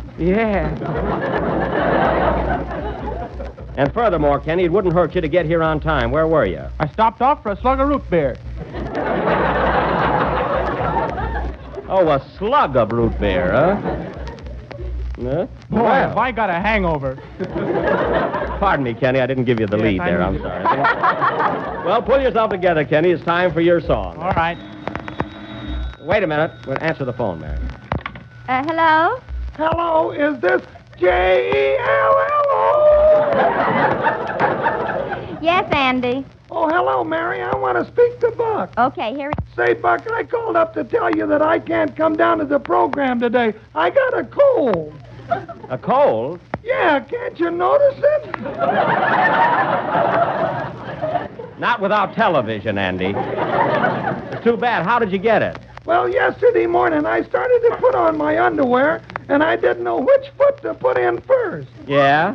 And while I was making up my mind, a draft snuck up on me. Well, that's a shame. You ought to take care of it. What you need is a good hot toddy. A hot toddy? Yeah. Well, what do you do, drink it or go out with it?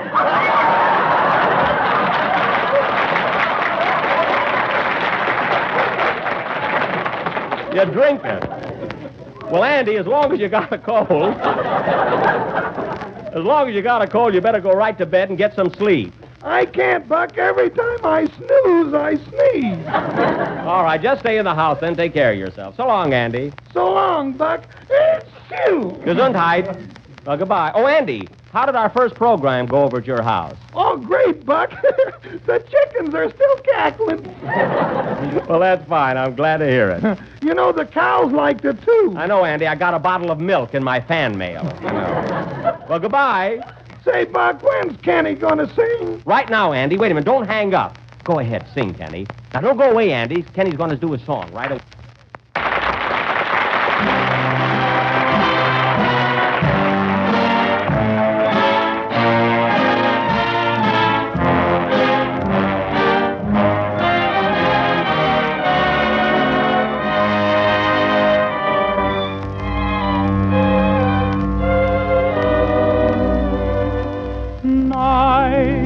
And the stars and the moonbeams,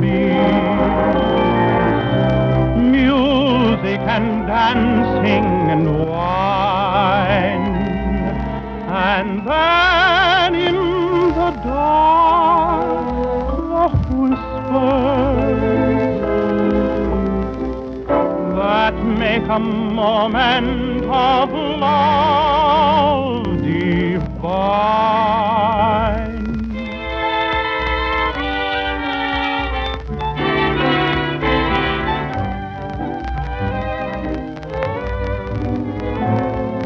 Whispers in the dark, two shadows in the night, so gentle and so tender that every little word is like a song of sweet delight.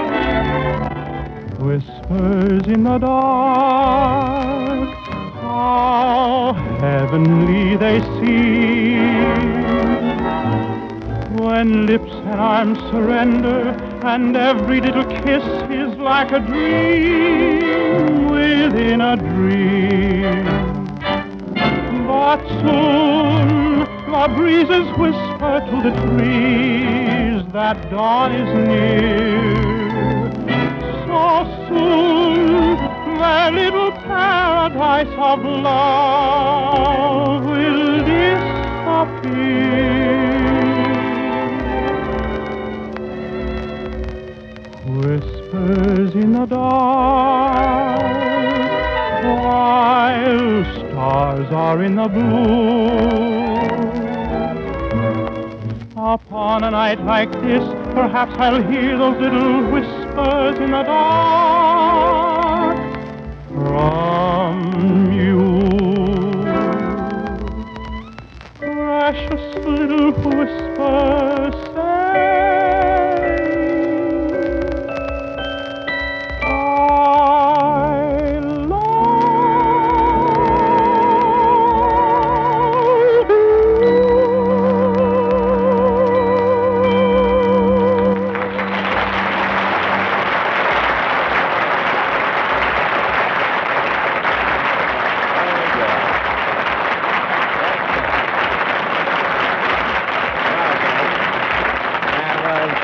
Baker singing Whispers in the Dark from Artists and Models, a great tune from a great picture. And I've got a picked-up option to prove it. Gosh, did you sing that number in the picture, Jack? No, Kenny, I was too busy acting and making love. Wasn't I, Mary? Yes, sirree. Wait till you ask me something. Anyway, Kenny, I heard some nice comments on your song last week. Did you hear any reports on our program? Oh, swell, Jack. I saw a great write-up for us in the Radio Daily. Well, we haven't got time for that. Oh, I got it right here. Oh, what does it say? It says, the Jell-O program last Sunday was dynamite, but it failed to go off. Is that so? However, the program was fairly good, Well, and Kenny Baker was Mary Livingston's usual charming self. now that's what I call a real tributee. And now, ladies and gentlemen, going from the write-ups to the sublime, we will present the first in a series of highly dramatic offerings entitled High, Wide, Tall, Dark, and Handsome. I will play the part of High. Wilson will be Wide. And now, who else? Boy, if we only had a handsome. Quiet. Now, in this play... Oh, pardon me, folks. Come in. California, here I come. I like to hear the birdies and the pigeons. Well. Hello, stranger.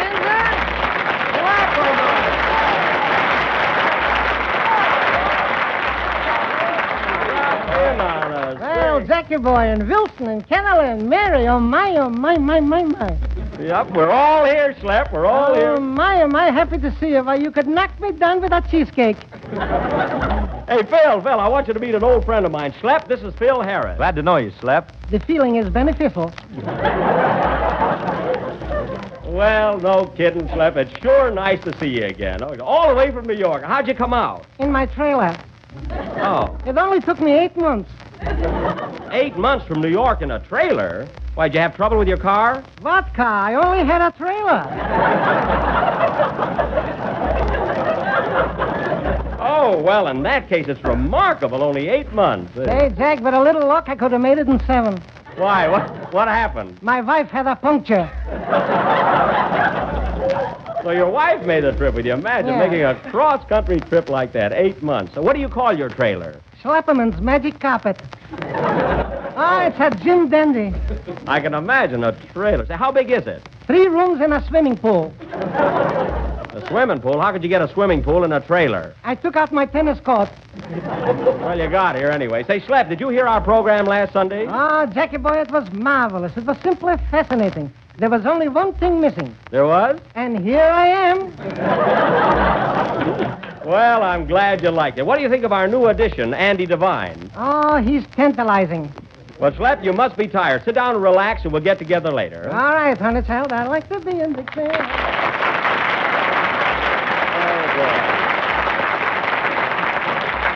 Say, Mary, isn't it good to see Schlepperman again? Huh? Yeah, but I wish he'd take that herring out of his hand while he's broadcasting.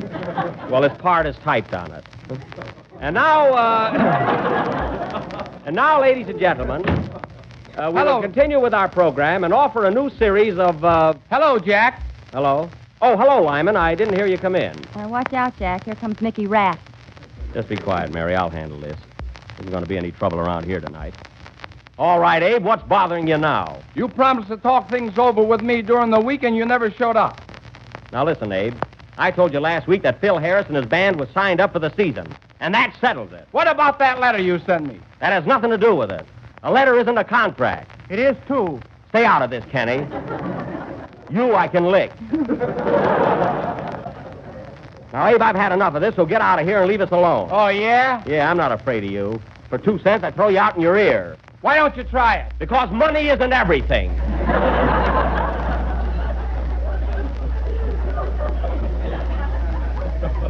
That'll hold you. Now, look here, Lyman. You heard Jack say that I was signed up for the season, so why don't you scram? One more crack out of you, Phil, and I'll uncurl your hair. Uncurls Phil's hair. I don't think you can do it. Well, I do. Good night, folks.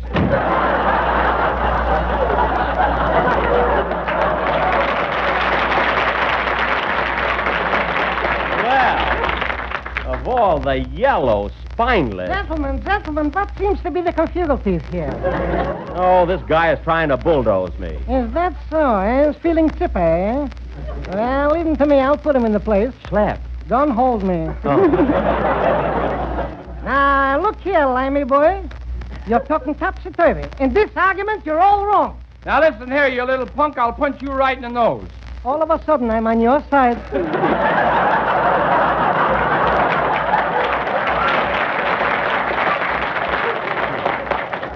Why are all my friends little guys. Now, look here, Abe.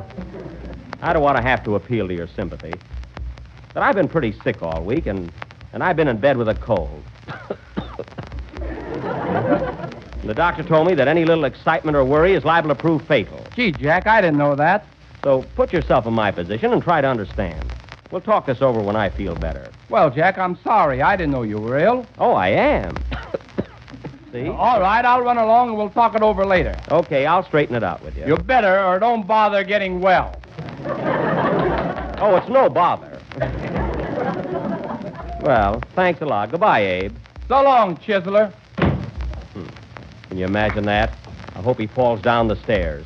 And now, folks, Well, I must be psychic.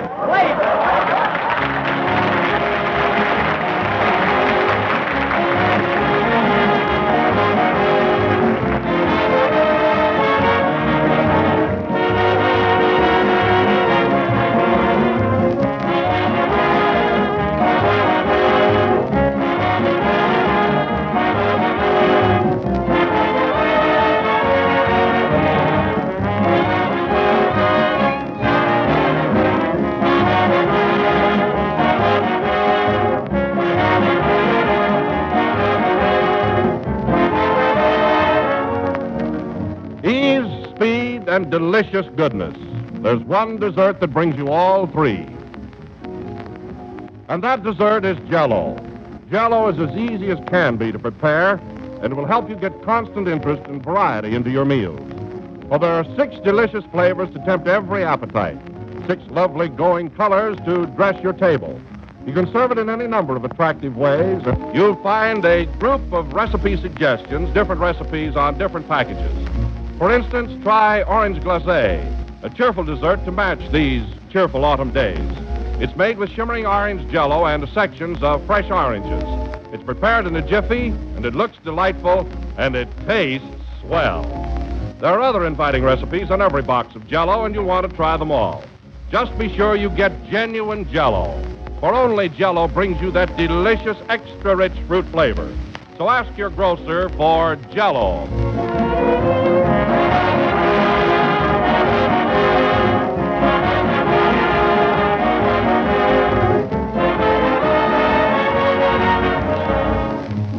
This is the last number of the second program in the new Jell-O series, and we'll be with you again next Sunday night at the same time. Oh, Mary. Yes, Jack? I went to the Paramount last night, saw your picture. This way, please. You did? How'd you like it? Oh, swell, Mary. You're awfully cute in it. I thought you were your usual charming self. Isn't that a coincidence? That's just what I thought. Yeah. Hey, Buck, can I hang up now? Oh, I forgot about Andy. Good night, folks. Good night.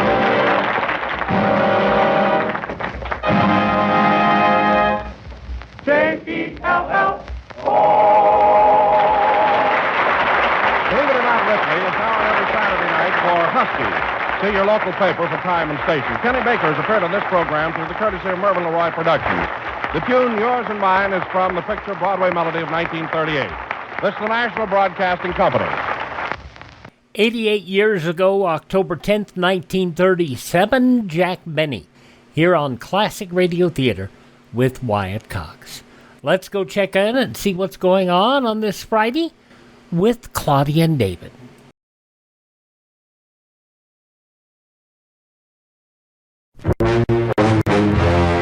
The international struggles of our world may lead to nuclear holocaust. To survive, you must have protection from radioactive fallout. In the past, heavy equipment necessitated a long, costly operation for out-of-home shelter installation. Today, Survival basement-type shelters offer a combination steel and concrete do-it-yourself fallout shelter. Civil Defense approved, Survival offers maximum protection from fallout and falling debris, plus a basic equipment kit for family survival. There's low initial cost and FHA approval. Nothing down and 5 years to pay. For your family's protection, see a Survival shelter today. Your basic high-pressure advertising. Let's wrap up this Friday edition of the show with the Friday episode of Claudia, going back 78 years to October 10th, 1947. Your Coca-Cola bottler presents Claudia. Claudia, based on the original stories by Rose Franken, brought to you transcribed Monday through Friday by your friendly neighbor who bottles Coca-Cola. Relax, and while you're listening, refresh yourself. Have a Coke.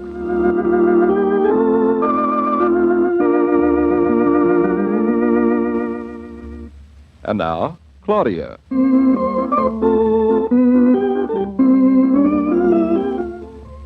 10 minutes after 9, that moving man's late. Moving men are always late. It's one of their principles never to let the person who's moving know whether they're going to arrive or not. But they do arrive. 12 minutes late. They're always 12 minutes late. Oh, I'm so nervous. I've never moved into my own apartment before. Neither did I till I had one. You know what you're going to take with you? Oh, certainly. I made a list of everything. Oh, don't forget those 4 barrels of wedding presents in the hall. 4 barrels and 1 cereal box. There wasn't room for Aunt Louisa's present in the barrels. I had to pack it separately. Oh, there's the moving man now. He's only 11 minutes late. That makes him 1 minute early.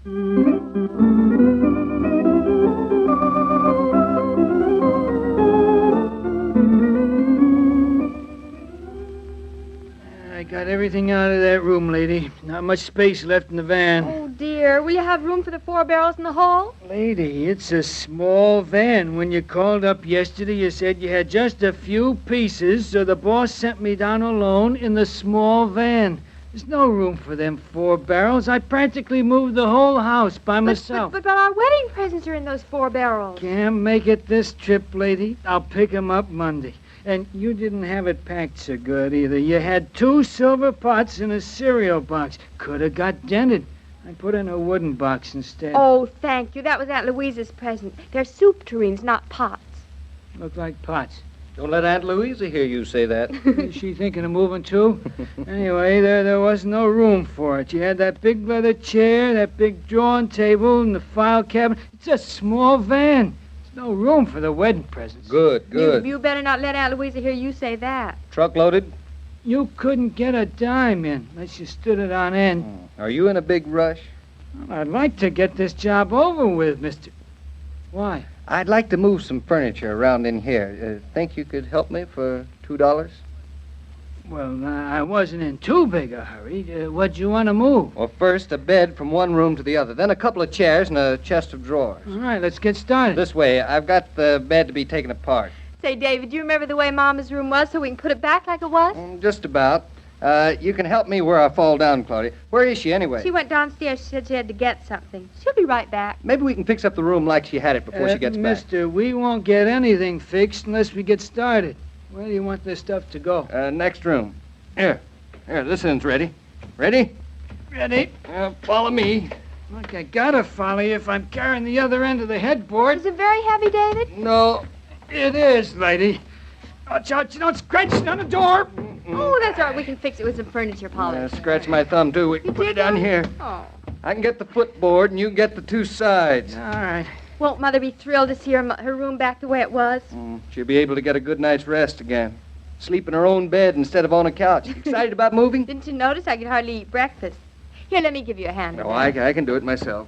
What do you mean you could hardly eat breakfast? I saw you eating 2 eggs and bacon. Oh, that was just habit. I mean, I didn't feel like eating. Hey, watch the door, David. I guess you'll have to use furniture polish on the footboard, too, lady. Well, they match now. Hold the footboard up straight, Claudia. I'll hold the headboard, and you can put it in the sides, okay? All right. All right. Yeah, that's what's in. Look, hold that thing up straighter, lady. This one? Yeah, thanks. Now, the other one. In a little, mister. Okay. The end. Okay. Oh, okay. Let go. Gosh, a bed without springs and a mattress certainly looks like a skeleton, doesn't it, David? We'll put some flesh on it. Come on, let's get the springs. Yeah, we can get the mattress and spring one trip. I'll show you how. David, tell me about the place we're moving into. I told you about it. Kitchen, living room, bedroom, and the room I'm going to fix up with my drawing table and file. No, I mean the way it's furnished. Oh, it's very nice, very nice. With the mattress on top of the spring, we can make it through the door just by tipping a little. Now, watch. I see. You go first this time. Yeah, I got nothing to scratch now. David, the paint scraped off the door. Mister, you'll never make a moving man. Now, set it down square now. That's it. I'll make the bed while you two bring in the chairs. Which one, lady? I ain't been here before you. Oh, the maroon one from the living room. And the blue one from the other bedroom, too. I'll get the one from the other bedroom, mister. You've been having trouble with the door. Fair enough. And don't carry it. Push it, David. One maroon chair coming up. Say, David, think we ought to bring the blue chair in from the living room instead of the maroon one? The maroon chair is nearly there, and I think we should leave it the way it was. Where do you want it? Oh, put it next to the window. David, what kind of carpets they have in our new apartment? Nice. There. That right? Mm-hmm. Mama likes to sit there and look out at the street. Really, David, a person would think you'd never even seen the apartment we're going to move into. I did, but I paid absolutely no attention to minor details. Minor details? You walk on a carpet every day. Lady, I can't keep holding this chair. Where should I put it? Oh, I didn't hear you come in. It's because I didn't scrape the door. Well, where should I put the chair, lady? Put it this side of the bed, right there. Thanks. Anything else? The chest of drawers in the other room. Gotcha. Straighten out that side of the bedspread, David.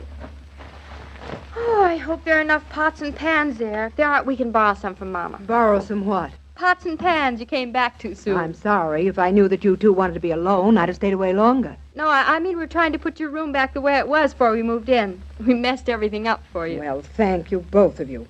The room looks almost the way it was. Chest of drawers is coming in. It's in, lady. Where's it go? Now put it over against the wall. Here? A little further to the right. That's right. All set now, lady? Yep, I guess that's all. Everything's back the way it was, Mama. David and I'll be going now. Well, thanks for putting things in order, David. I'll miss you, too. I ran downstairs for a present to start you off in your new home. Present? What is it, Mama? Nothing much. Same thing my mother gave me when I was first married. A pound of flour and a pound of sugar. Oh, a nice thought, Mrs. Brown. They knew how to say things gracefully in those days. Well, you better be getting along. I'll finish straightening up around here. You're coming with us, isn't you, David? Wouldn't be legal without you, Mrs. Brown. No, children. I think you should go into your own home for the first time by yourself. I won't budge from here unless you come along. Nor I. Well, you better come. I gotta get back to the warehouse sometime. Well, all right. Just so that you can get back to the warehouse.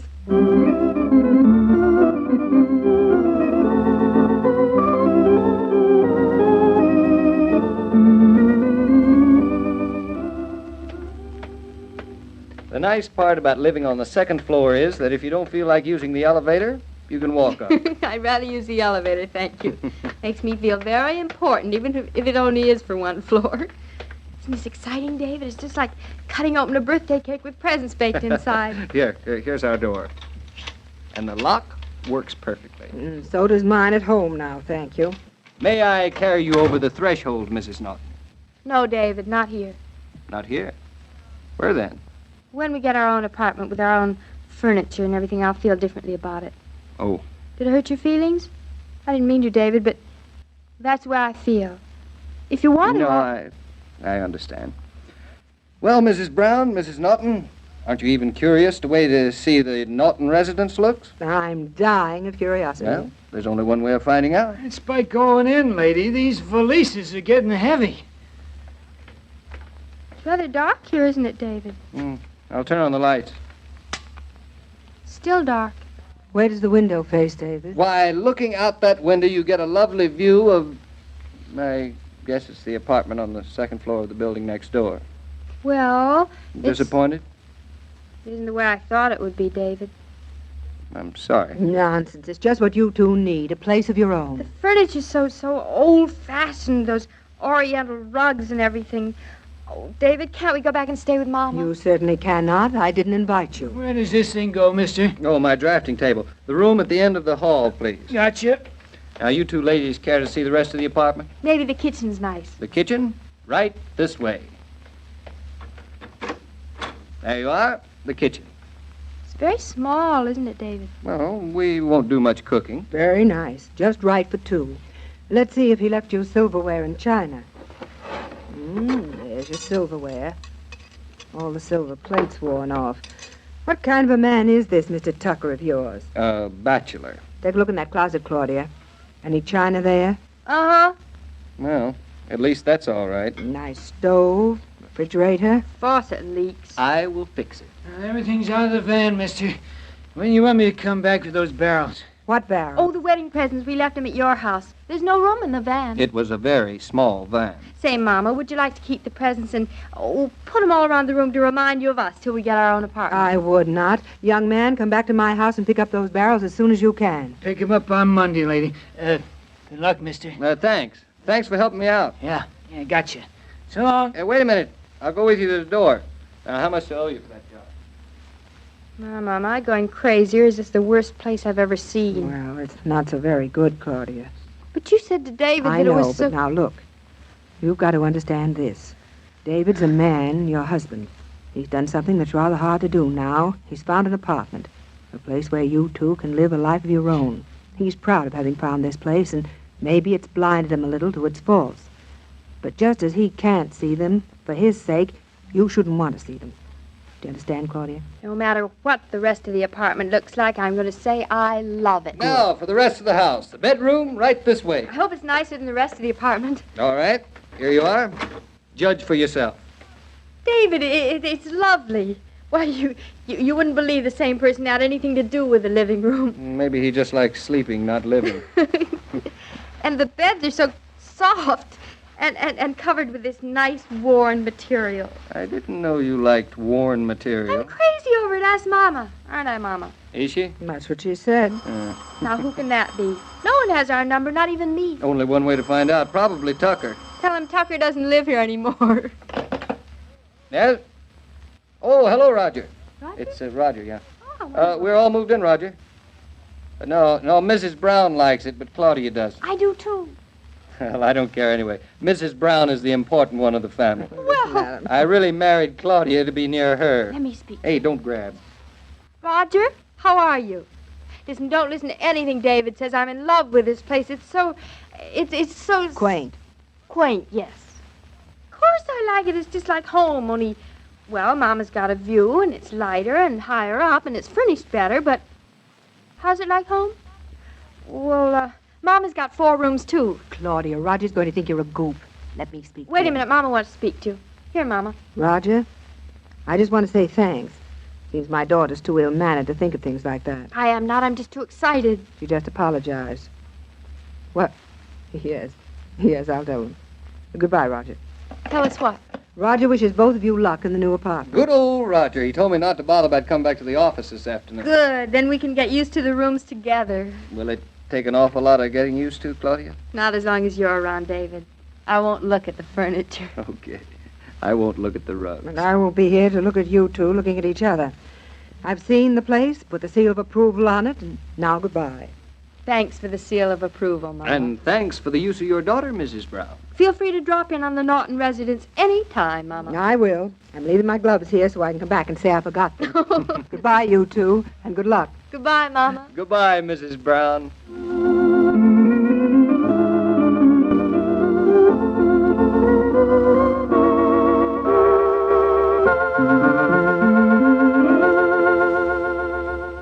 Now that there's more Coke available, make sure you have a good supply in your refrigerator all the time. Keep a few extra bottles of Coke on hand so you'll always have refreshment ready and waiting. And don't forget to enjoy the pause that refreshes with ice-cold Coca-Cola at the familiar red cooler when you're out marketing. Shop refreshed. Every day, Monday through Friday, Claudia comes to you transcribed with the best wishes of your friendly neighbor who bottles Coca-Cola. So listen again Monday at the same time. And now this is Joe King saying au revoir, and remember, whoever you are, whatever you do, wherever you may be, when you think of refreshment, think of Coca-Cola. For ice-cold Coca-Cola makes any pause the pause that refreshes.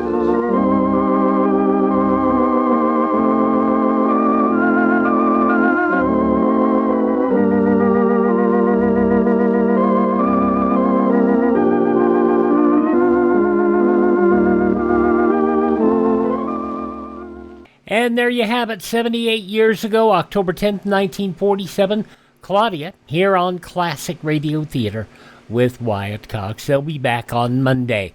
On our Saturday show, we will have Don McLaughlin, Mandel Kramer, Counter Spy, The Case of the Society Swindlers from 1949. Escape the Elementals, a frightening story with Tony Barrett, William Conrad, Georgia Ellis. Can a loving couple be made to fight each other over a crust of bread? William Johnstone starring in the lineup from 74 years ago. The Frivolous Forger Fracas. Suspense, Infanticide from 1959. And a quick hit, we'll hear from Lum and Abner from 1944. That's all coming up on our Saturday Classic Radio Theater. Hope you had a great Friday. Hope you have a great weekend ahead. And we'll see you tomorrow for more Classic Radio Theater. Hey, I'm Wyatt Cox.